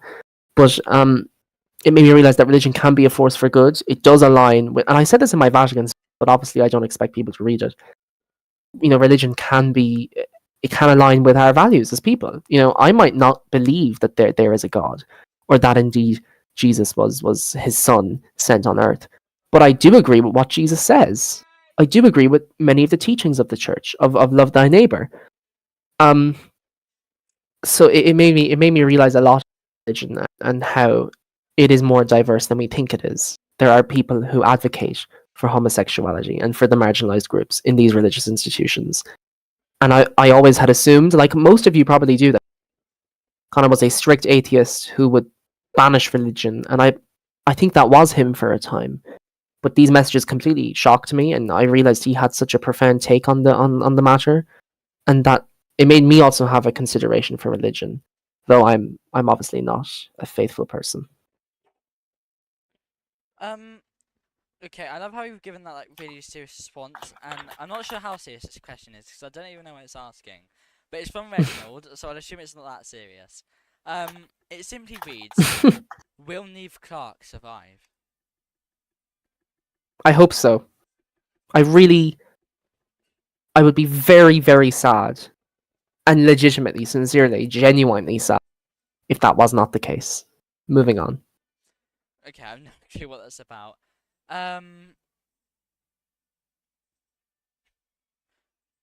Emperor, I think I already know the answer to this question. I think it's very simply she was shot.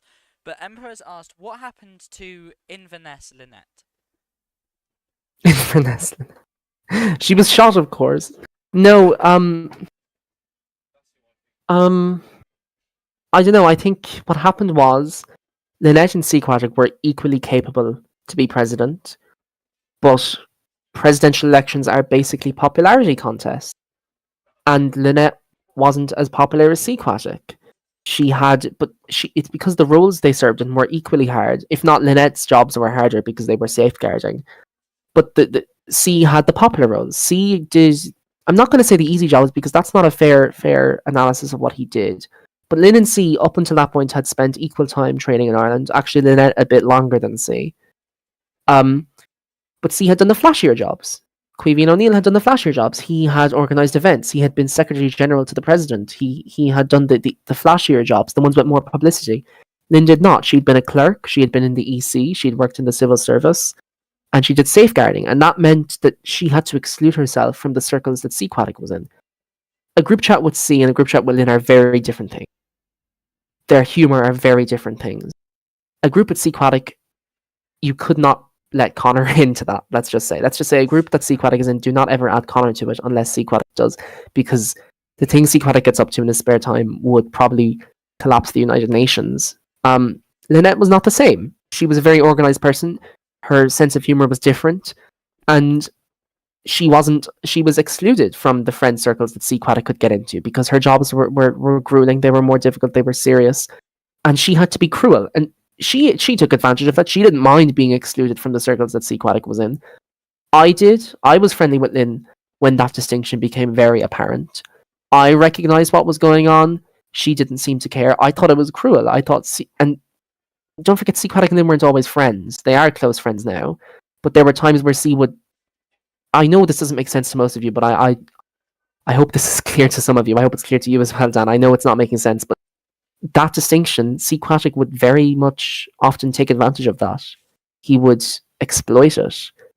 In moments of weakness, in moments of arrogance, whatever you want, he would exploit that distinction between them, which was not nice. It wasn't fair. It was cruel. But Lynette took it on the chin. And years later, Seacratic would apologise for that. He would recognise that he had done wrong. But anyway, by the time the election came around, essentially what happened was, people chose the popular candidate. They chose the person that had been Taoiseach twice. They chose the person that had done the publicity jobs. And I think that was Lynn's one opportunity. So when the time came to be president again and she said yes, she wasn't able to commit the same time. Her window of opportunity had been different, but she still tried it. It didn't work out. She was too busy in real life. She took a step back. But I think she's the hidden gem of the group. I think if you ever had a conversation with her, you'd know she's obviously hilarious, but she's also just so vastly different from Connor and C. She's very different to them. Connor has called Seacratic, his best project. His best project. Lynn didn't want to be that. She was never labelled that. She didn't associate with that. She was crueler. If you've seen Lynn's good side, you'd know that she was a lovely person and deep down she was nice. But she was more decisive than that. She was used to the difficult job, so she was crueler. And she didn't try to do the whole populist thing that Seacratic did. And I call it populism because that's what Seacratic did. His whole model was on the basis of what are the popular policies I can pick? How can I make myself the most popular person? Lynn didn't do that. So she'll be a great, I'm sure this is the case, by the way, she'll be a great head teacher, but she will not be liked. That clip of Dairy Girls, when the sister is like, you will go far in life, Jenny, but you will not be well liked. That is Lynn. And Seacratic is that weird English teacher who is the hot woman, so he gets very popular with the student, but is actually a very bad teacher. So there's a difference there. But it's legitimately it's a tale that's not told to the Irish people. I don't think. I think most of you would agree with Seacratic that he was probably more popular. He was cooler. He did better than Lynn. Lynn was a failure. Lynn bad Taoiseach. Lynn was all of this, but it's just a matter of circumstance. Her window of opportunity had changed, and the differences that were between them had been too far exploited. So when she did become president, she couldn't commit the time. It was unfortunate, really, and I do regret that. I campaigned for Lynn for presidency, and that was also my hard campaign. I hope one day maybe to unravel that kettle of fish, because that's a whole different situation. But yeah. I've had two very good questions asked. First I got one from Jesse. Who would be your dream Taoiseach? And one who hasn't actually been Taoiseach yet. Ooh. Maybe Dave. I know he's never going to do it, but it would just be so funny, because when he used to do politics, oh my god, he used to dress up in the IDF uniform, and him and C. Craddock would pretend that they had met Israel, and then the real Israel would be like, and this is like 2021, so these things were a big deal, and the real Israel would be like, what are you doing? And Connor would be like, what are you doing? And they'd be like, well, we met Israel. And Dave would be like, I was Israel. Does that not count? And they'd be like, oh my god. In real life? No, the other Israel, the actual Israel group, because Dave didn't run in Israel. He would just dress up as an IDF soldier and meet with C. Craddock. It was just, I don't know. Dave was just. It's like he's retired. It's like we talk about him like he's dead. Back in his prime, he could have gone pro. That kind of thing. He could have gone pro. But dream Taoiseach that hasn't been Taoiseach before. Dan, I'd like to see Dan and Puppy Dab as Taoiseach, just because. I mean, you don't want to be Taoiseach. You don't believe in yourself. I would disagree. I think you'd be a good Taoiseach. The thing about being Taoiseach is I love spin politics. I said this earlier, so I hate repeating, but I love spin politics. I love the rough and tumble of politics, and I love seeing other people try it. Like, I find it fascinating. It comes easily to me. I'm able to fabricate answers on the spot. I'm able to play politics, but other people either can't or don't want to, and that is fascinating. Kamla Pipa-Cesar, she didn't play the spin game. She was very honest as Taoiseach. She's very honest in other roles she serves in. She was a good Taoiseach, but she didn't play the game, and that's interesting to me.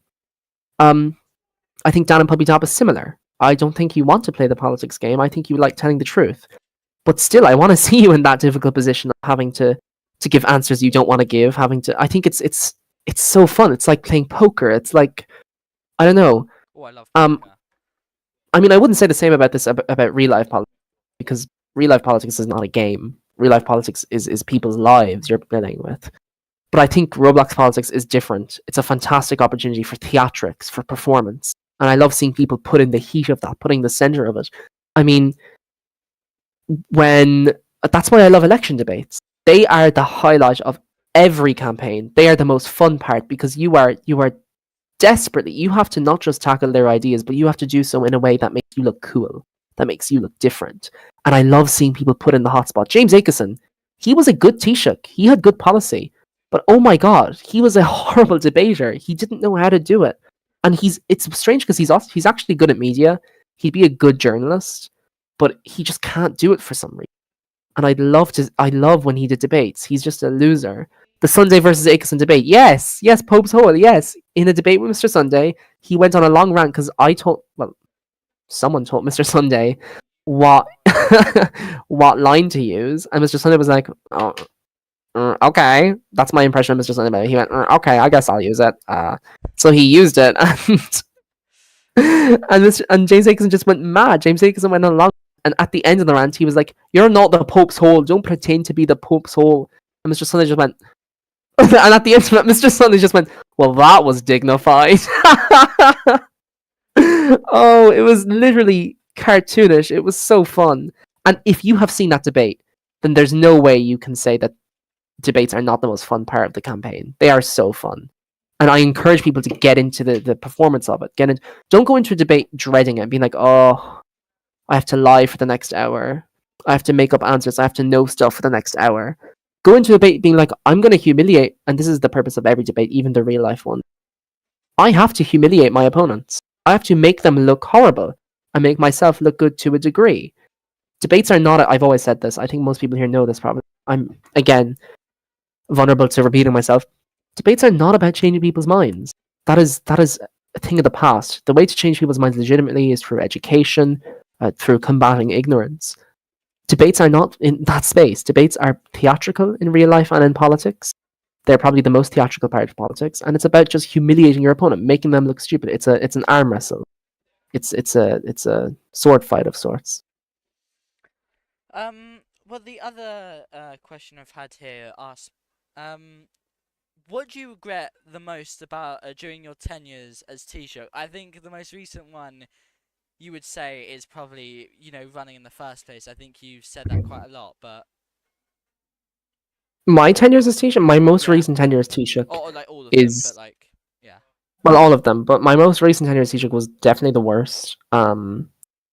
I was amazing as leader of the opposition. I loved it, and I want to put this on the record now because I don't think I've said it in an RTE stream before either. So this is a stage channel of first. Well done to the 12 people who are here to hear these groundbreaking things I'm saying.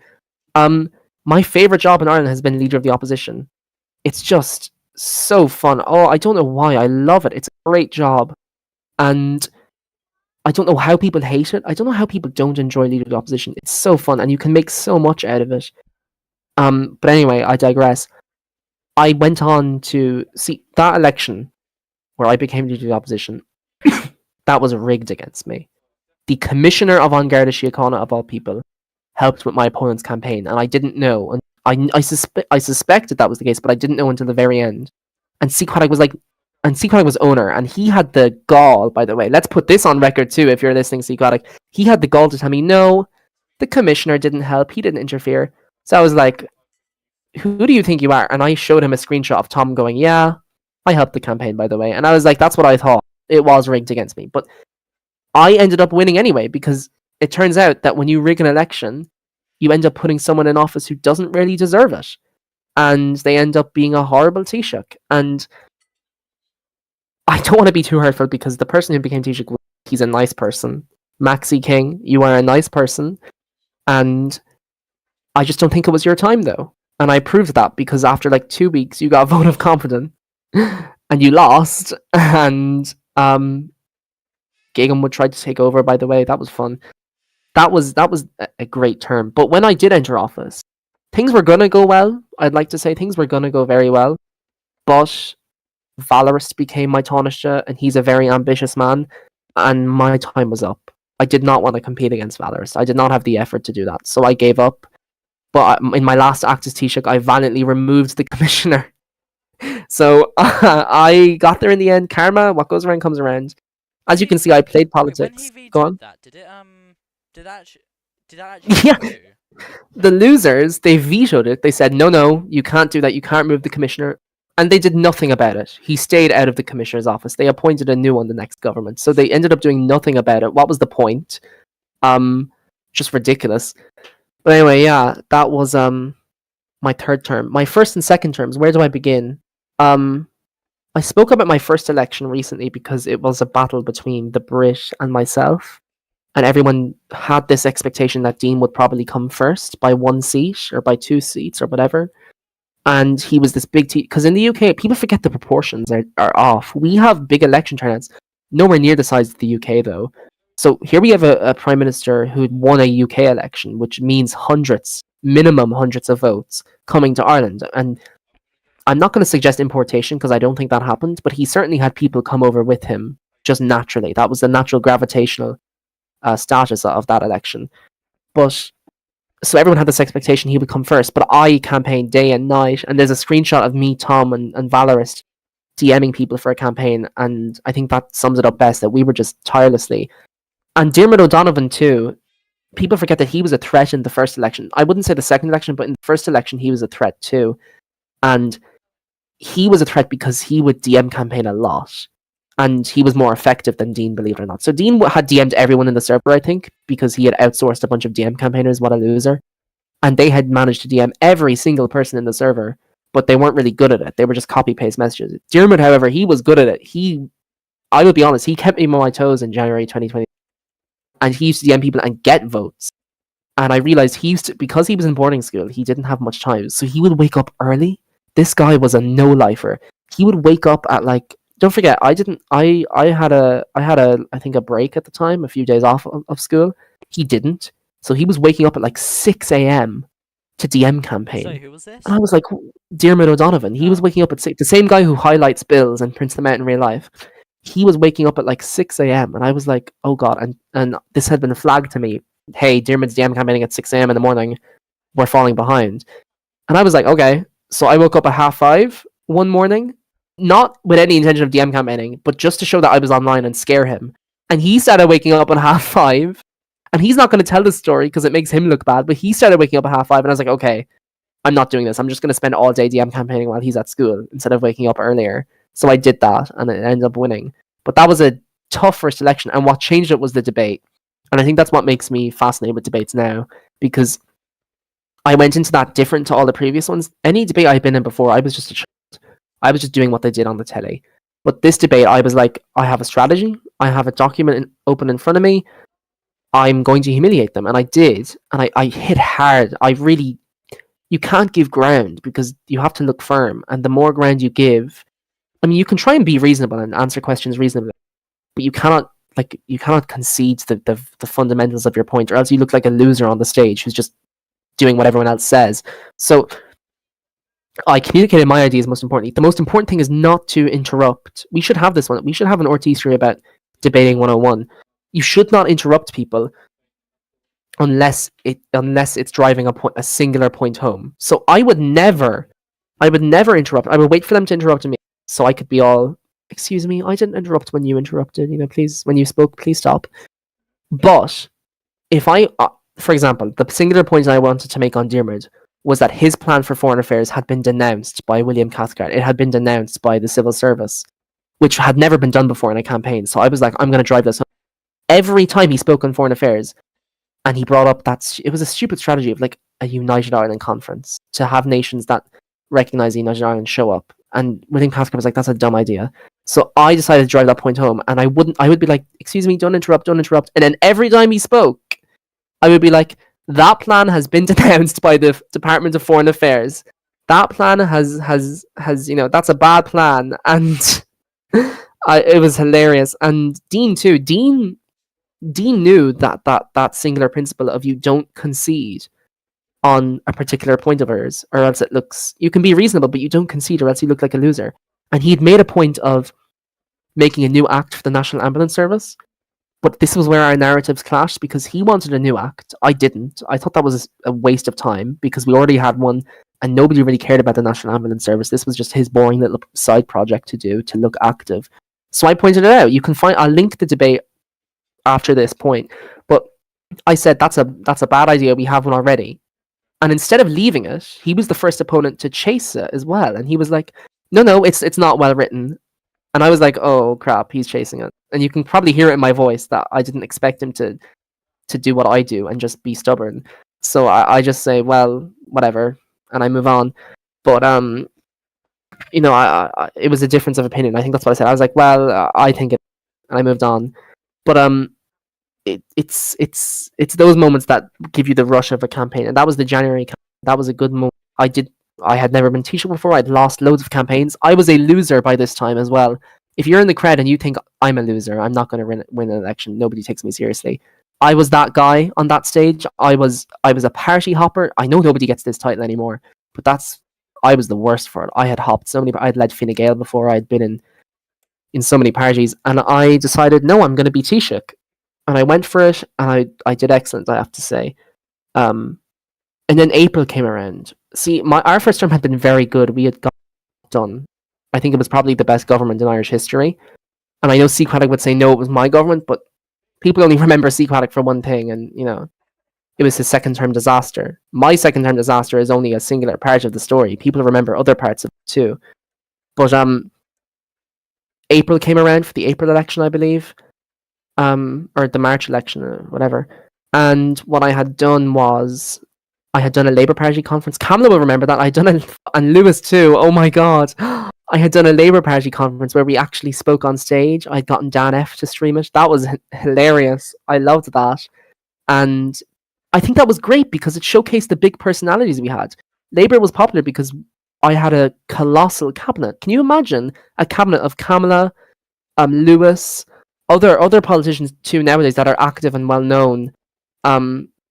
Alfie Jed. Oh my god, I'm being nostalgic now, but seriously, I had a colossal, and those big personalities helped me because they would sit in general chat and they would say, "No, you're wrong. Labour, vote Labour," and it would frustrate my opponents. So, and don't forget, they had spent a term in government, so Kamala had become known for her really long bills. And I, as you know, we're a team. We stuck together and we said, "Fuck you, Kamala's bills are great." I had Lewis, who had gotten us onto the P5 with William. Lewis, for some reason, worked really well with the civil service. I don't know what that was about. I thought Lewis would hate them, but he did a great job alongside them. I had Dean. Now, Dean is different. As a coalition partner, I did not trust him. I trust him in government because I don't care what he does with bills. I'll defend them anyway. That's politics. I don't care what he does with policy. I'll defend them anyway. That's politics. If you need someone to defend policy, I'm your man. That's never the issue. What I did care about was political capital. And there were times where Dean was trying to promote Sinn Féin in government more than the Labour Party. So myself and my advisors, who were very shady people, and I don't recommend you do this because it's not how you play politics, had decided to begin undermining him. And a reshuffle was coming up for the Minister of Foreign Affairs position. And I wanted Lewis in there. It was a Sinn Féin spot originally, and I wanted Lewis in. And Dean obviously said no. He said, "That's a stupid idea. It's a Sinn Féin position. I get something from Sinn Féin in there."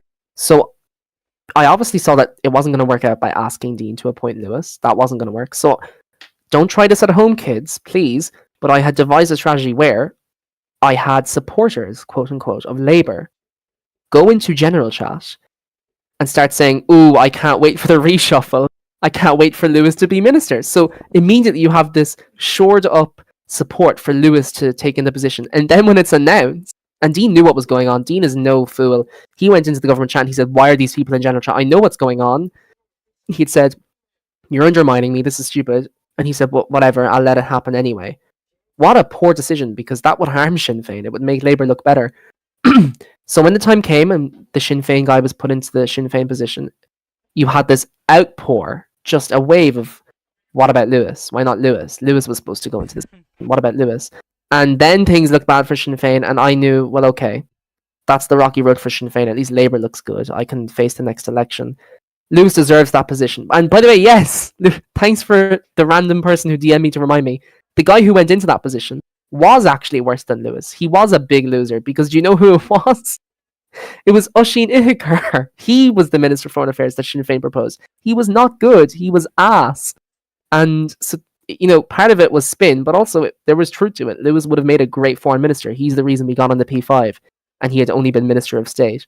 So that set us up for term 2, I mean, things were great.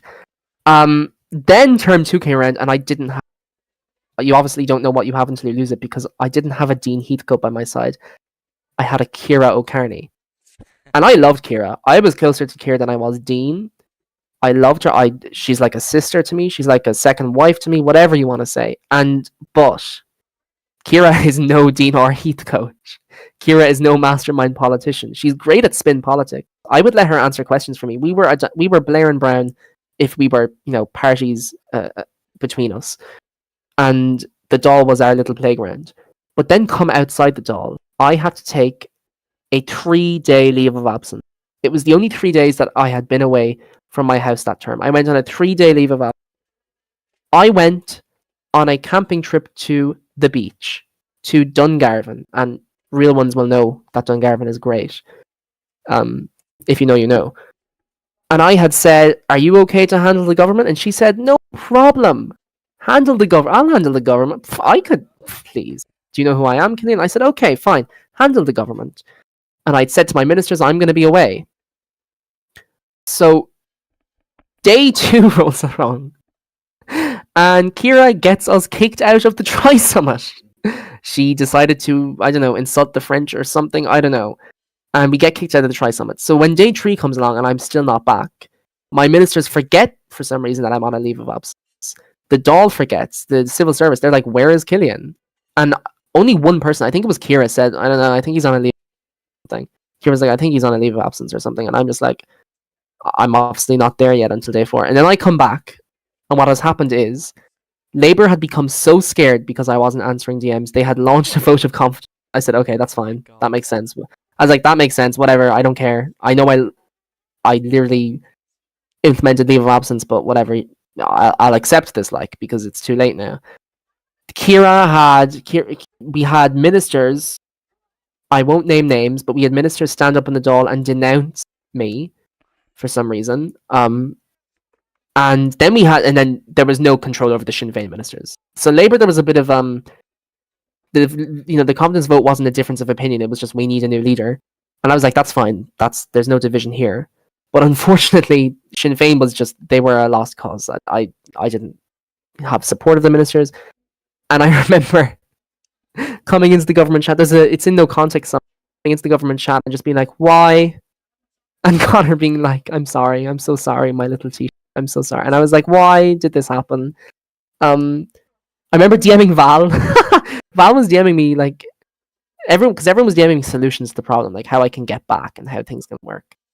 But I remember Val just DMing me like, "You okay?" And I was like, "I think it's over." And he started wetting himself. He was like, "You think it's over?" So yeah, that was the end of term 2 anyway. And people attribute Did you that. fix it then? No, I got kicked out God. of office. We didn't get back into the Try Summit had been dissolved. Which, by the way, the Try Summit was always going to go. It was the clash of person. Lewis can tell you in general track. Kamla can. Well, if Kamla's a bit smarter than she was 2 years ago, she'll tell you the Try Summit was always going to end. They just chose to end it, the day I was away, and it was ridiculous. And whatever. But I don't have any regrets over what happened. That time spent in government was so fun. We had big personalities in government. It was just fun, and I couldn't have been able to do it without my leader of the opposition. I used to have the Dáil was different to the electorate. We had a pretty divided electorate that came out broadly in support of Sinn Féin and Labour, but the Dáil was very much different. I had led the biggest majority in Irish history because of me and Dean's coalition. We had the biggest majority in the Dáil in Irish history, uncontested to this day. And I had said, I had said, oh, I loved the Dáil. So every time I went into the Dáil, it was just fun. It was me constantly trashing on leader. Well, he was an okay leader of the opposition, Diarmid. Public debates were obviously different, but I still won them. But the debates were a lot harsher, and I stuck to the political tone, and I could be a bit less reasonable than I was in public. And because of that, there were multiple points during that first and second term where Diarmid would say, I want to resign. I don't want to do this anymore. I'm sick of trying to break down a government with the biggest majority in Irish history. People seem to just be magnetically attracted to you. There's no point doing this anymore. And this was all in an OSA group chat that I had made but just between him and myself, so he could say these things. And I remember having to convince him every weekend before we went to. What would happen was we would be the Friday evening, right, and we're about to go into questions to the Taoiseach, and it would be the question session, and he'd be like so cocky, and he'd be like, just ignore what I said. I actually love the job, and I can't wait to ruin you tonight. The end of you. And I'd be like, okay, good luck. And then he would come out of questions and he'd be in the group chat and he'd be like, I don't want to do this. I don't want to go to the legislative sitting tomorrow. I hate my job. I hate everything. I want to resign. I'd be like, no, please. And he would do the legislative sitting and it would be a bit better than the question sitting because we would accept maybe amendments, or he liked Kamla because Kamla would actually take into account what he said and would respond to it. So ministers liked to pick on Kamla a lot because she was a woman, most importantly. I think that plays a big role. But also because she was willing to accept what they said and respond to it, earnestly. We didn't do that shit. Lewis didn't do that. Kira definitely didn't do it. Dean didn't do it. Well, maybe Dean used to do it, but he didn't really answer questions in the first place. So what was really keeping Diarmid alive, I don't know if Cameron knows, what was really keeping Diarmid alive was the legislative sittings, where he would have substantive debate, and it wasn't just Cillian calling him a loser every 10 seconds. So yeah, that was probably the joy of the sitting in the. And also, I think the greatest strategy, and I don't know why parties don't do this. Well, I kind of know. It's kind of a loophole, okay? It's a bit sketchy. Maybe it wouldn't work now. But what I used to do was, if there was an issue that came up that was like particularly contentious, I would say, okay, settle this in a live debate because I knew I would win and Diarmid would. And I'd be like, settle this in a live debate then if you believe in it. And Diarmuid would be like, and Diarmuid, bless him, he couldn't do live debates. A, because he would lose, but B, because it just didn't suit him. He was in boarding school. So it was such an unfair strategy. Every time he'd bring up a certain point about like the program for government, especially, because he always pointed back to it. He printed it out, I'm pretty sure. If I couldn't answer the question, I'd just be like, okay, contact RT, settle this in a live debate. I'm ready. Are you ready? Don't puss out. And then he'd be like, that's not fair. I can't do a debate. Settle it now in the Dáil. I'd be like, no thanks. I'll do it in a live debate. So that was probably the Labour media strategy for about 2 months, especially during the second term, because we could afford to be cocky, you know? We had settled ourselves into government. We could afford to be cocky. So yeah, it was bullying, basically. We bullied Diarmuid, but it was okay. You know, it deserved it. God, that was... You played that well. I didn't. It was nasty. You should not do that. It's nasty. You played him. I was just gonna say that is an interesting cabinet. You know, Lewis, Kamla. Who else do you have? I had 18 seats, by the way, Oscar. Lewis, Kamla, Dylan Hello 20. Oh. Who else? I'm trying to think. I checked the documents. Do you Okay, well, communities, culture, and language. Yes, that was Dylan, and Right. Alfie was meant to be Justice Minister, I think, but that didn't go well. And I now have to shut my dogs up again. This is ridiculous. I didn't actually expect this to turn into a big interview with Cillian. It's that was only like 24. I think it's like 24 or 34 minutes of just the Shannon and the Dáil meeting. And Carmen, I'll wrap it up by 22:30 because that's usually when we stop recording. But I will wrap it up by now anyway. But yeah, I mean, oh, what was I saying? Yeah, I didn't expect this to turn into an interview though. It could have just done 2 separate live streams of the Cillian interview and the Oireachtas, but I don't know. Cillian can just talk on and on. It's a very, very nice trait, actually. Very good for, I'd say, president or being Taoiseach if you can just speak and speak. Hello. Sorry about that. Don't worry, you're fine. I've been told we have to wrap this up very soon, but Yeah. like I said, I mean, like I've never seen Lewis or Kamla as like ministers, but from how I've seen they performed, that must have been one hell of a cabinet because like Lewis worked as a civil servant for the Foreign Affairs, like one of our best ones for ages.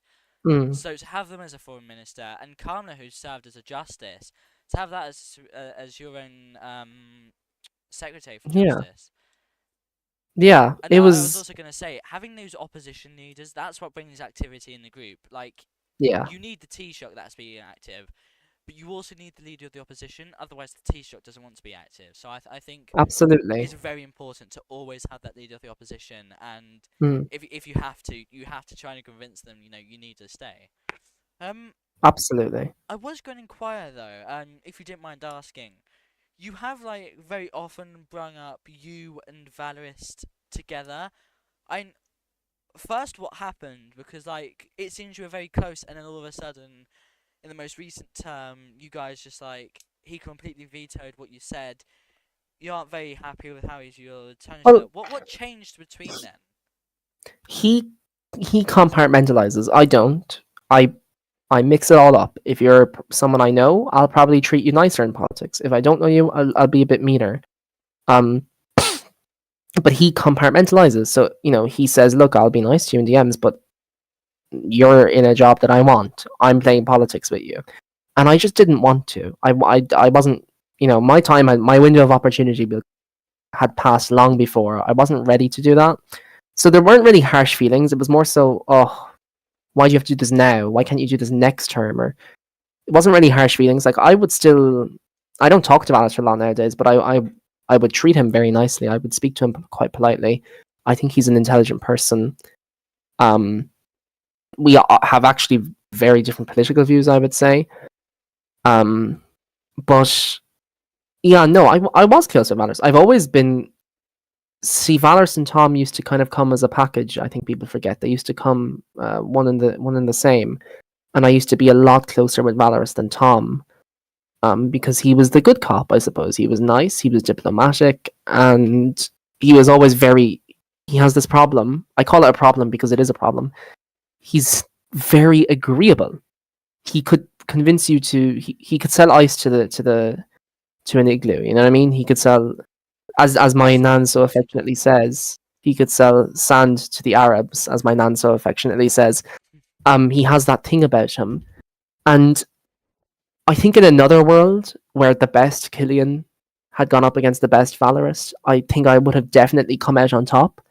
But that was not the best Cillian. That was I just didn't want to compete. There was no room in my mind where I said I want to compete with this because he had the impression at the time of being very powerful, but all he had done was import two people who I know personally, and get them to yes man him. And I didn't want to do it. I didn't want a yes man, which I think I could have formed, but I wasn't interested. And similarly, I could have built up a cult of personality. I wasn't interested. It just wasn't the time for it. Ireland didn't want it. I didn't want it. And then when I realised the writing was on the wall, I said, okay, I'm just going to fire the commissioner and get out of here. And I did. And yeah. I'm very sorry to leave us on this final question, so please tell me you have some kind of closing remarks. But Ognian asked, kiss, marry, kill, Michael D. Higgins, Mary McAleese, McAleese, sorry, and Mary Robinson. Well, we are going to. Oh, that's a hard one. We'll say I wouldn't want to marry Mary Robinson. I think I would marry Michael D. Higgins. I would kiss Mary Robinson. And I would kill Mary McAleese because she's after getting very heavy. That's the truth. That's the answer. If you check her portrait from her presidency to now, as Mr. Sunday so affectionately calls her, she is a chunky girl now. He just said, "You stupid cunt, you have awful opinions." No. You're the one that called her fat, Mr. Sunday, not me, and I happen to agree with you. I think she is fat.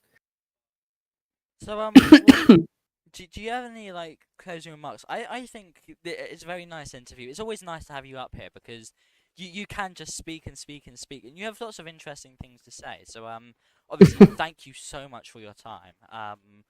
We're honestly, well, I have to thank you and Orti in the audience because I didn't plan to come up here and speak, but you people for some reason listen. You're all enablers. Old man on stumble around, and you're letting it happen. You should all intervene immediately.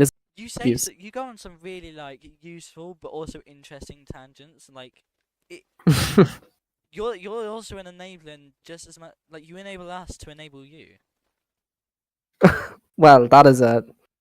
Need I say any more? That is the most inspiring thing I've ever heard all day, and Dan and Puppy Dab. So, well done, Dan and Puppy Dab. Okay. But yeah, do you have any closing remarks? Get out and vote in Northern Ireland when the time comes. Vote in the Shannon elections that are coming up. What else? There's so much to say. Please, I haven't even published my remarks from today. Please read them. It's probably the best speech I've done all term. It's probably the craziest speech I've done all term.